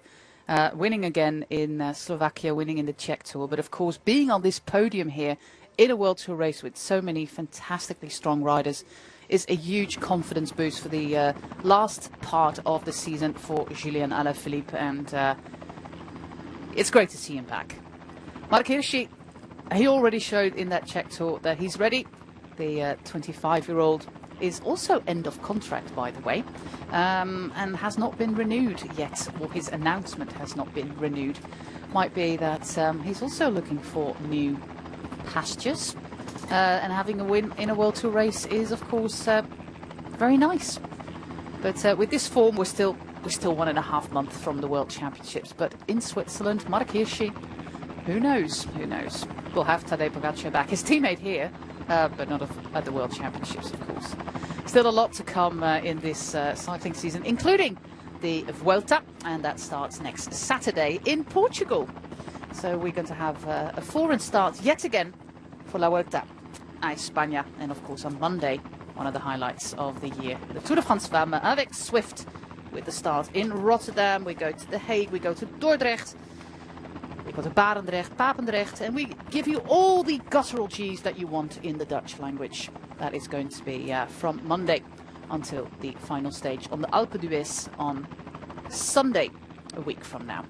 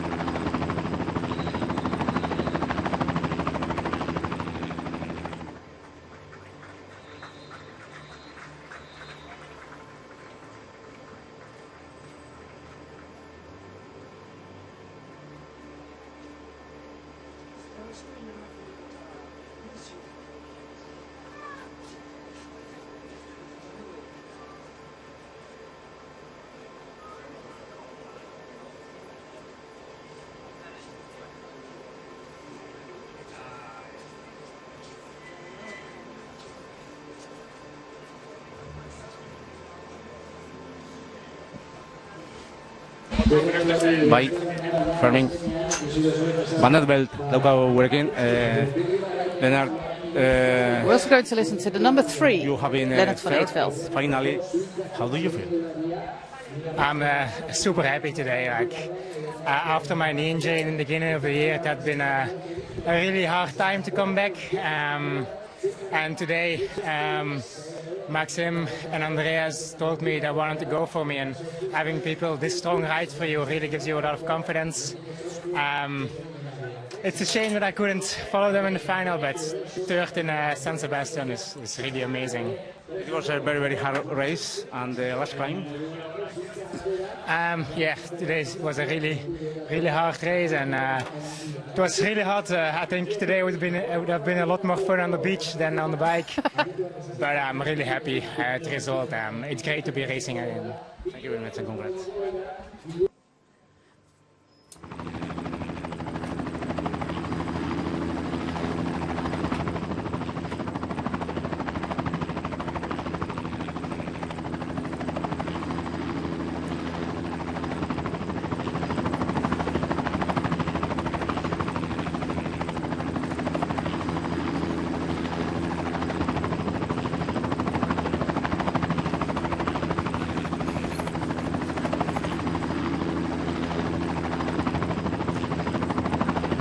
waiting for the podium ceremony and the highlights of the race today.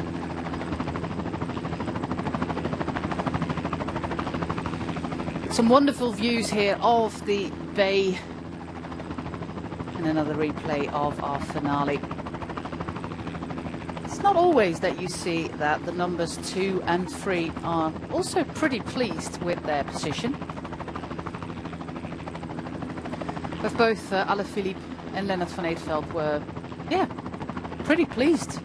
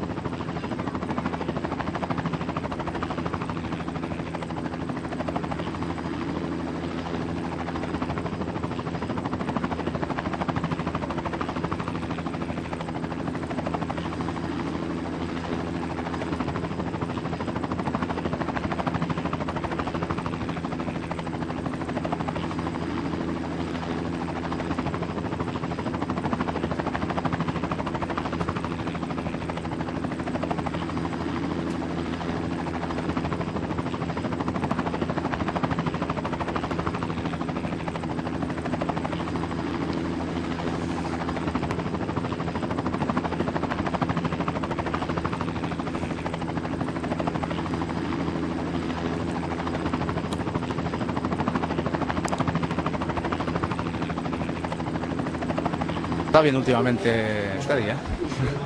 La verdad que Euskal Herria es una ciudad, una zona donde últimamente conseguimos buenos resultados. País Vasco, conseguimos la chapela con Ayuso, Ordizia, clásica. La verdad que satisfacción absoluta no solo por Marc, sino porque el equipo ha corrido francamente bien, hemos corrido al ataque. Hemos intentado primero con Pavel, luego si hubiese cogido queríamos intentarlo también con Brendan y esperar al final para Marc.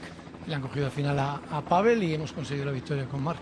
Habéis demostrado que que habéis sido el equipo más fuerte. Habéis metido 4 o 5 corredores en el grupo cabecero. Yeah, you had the strongest team with 4 or 5 riders at the front. Se ha visto que Visma no era tan potente como se pensaba. Yeah, Visma wasn't that strong. A ver, lo que estaba claro, de hecho incluso me han pedido colaboración Visma y ellos tenían un líder indiscutible donde era claro que corrían para Jonas. Nosotros tenemos un gran equipo, pero posiblemente no teníamos un Pogacar, un Jonas Vingegaard, pero teníamos un buen bloque, ¿no? Teníamos que jugar las bazas de atacar, como siempre corremos, And we defender al have gone the compañero que attack va like adelante we con los normally corredores de race. atrás. Así lo hemos And we hecho, have así many riders at the front. se ha movido también Pavel. Y la verdad que satisfacción absoluta por las victorias. And we Ahora have a los good próximos result objetivos, there. el próximo objetivo será la vuelta. Bueno, está decidido ya la participación de Juan Ayuso. Vamos a primero a estar en Polonia, que tenemos también un buen equipo en Polonia. Estaremos también en Dinamarca, que tenemos una contrarreloj por equipos importante, que queremos también hacerlo bien. Y la Vuelta a España, el equipo es el que comunica y lo hará mañana, lunes. Pasado mañana, lunes, con lo cual espero que hay que dejar al equipo que sea el responsable de comunicación los que tienen que hacer esta labor. A question, of course, whether Juan Ayuso, who abandoned on stage 13, is going to the Vuelta. Well, Maxime said, yeah, we have quite a few races. We have Tour of Poland, Tour of Denmark, and tomorrow, or Monday, the communication department will announce the lineups. So keeping that a little bit unsure, but yeah, quite a few races still to come. And he has got the sapela, the traditional Basque cap. Eneko Goia Donostiako alkatearekin batera eta Iñaki Gabarain Donostiako kirol zinegotziarekin batera, ikusten dugun bezala jarraitzen dugu lehenengo sailkatuarentzako irabazlearentzat ere Total Energies babesten duen saria emango dugu horretarako Letitia Castrillo Total Energies ordezkaria.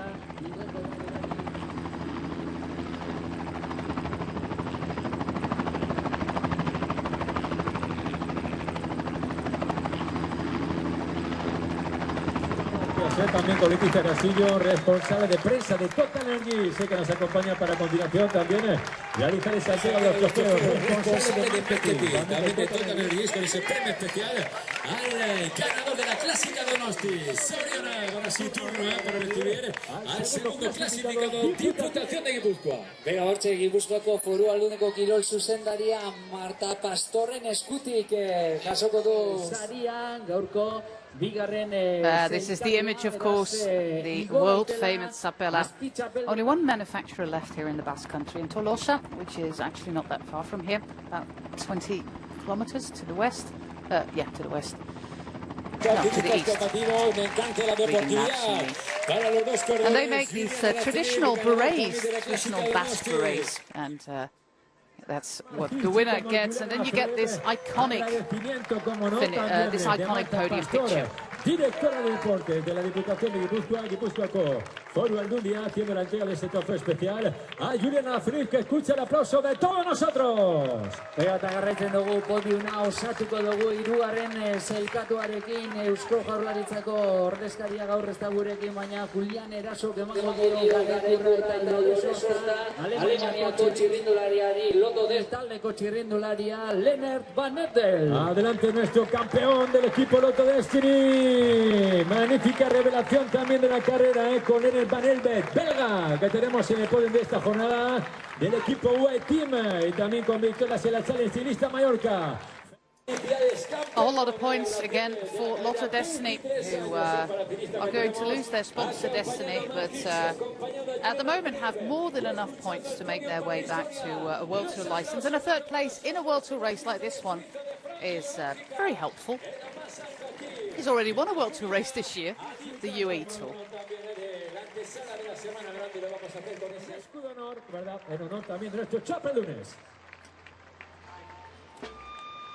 And then we get the traditional Basque dance that we had before the start, also at the podium.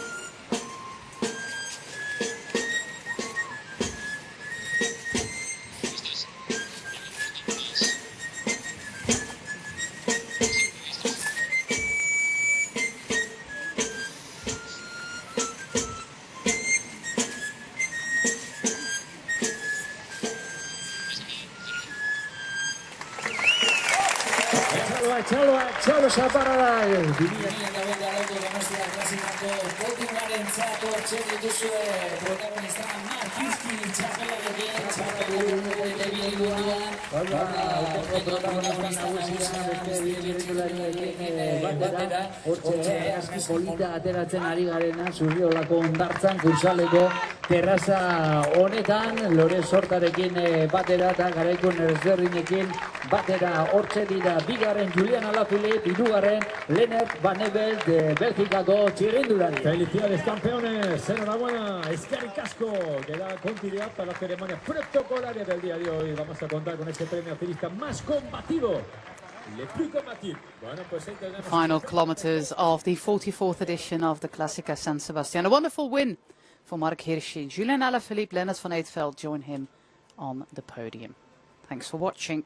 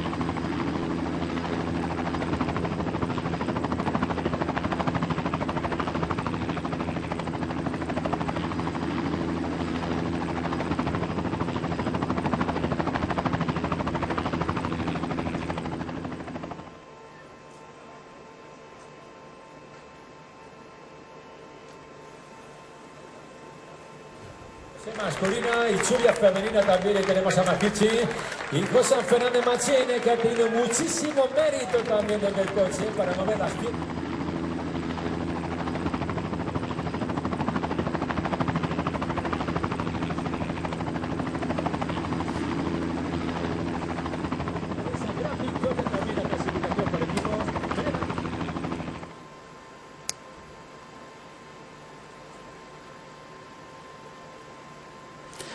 It all came down to that final climb, the Pilotegi Videa, with Lennart Van Evelt, Julian Alaphilippe, Kevin Vermeerk in first place, and Mark Hirschi.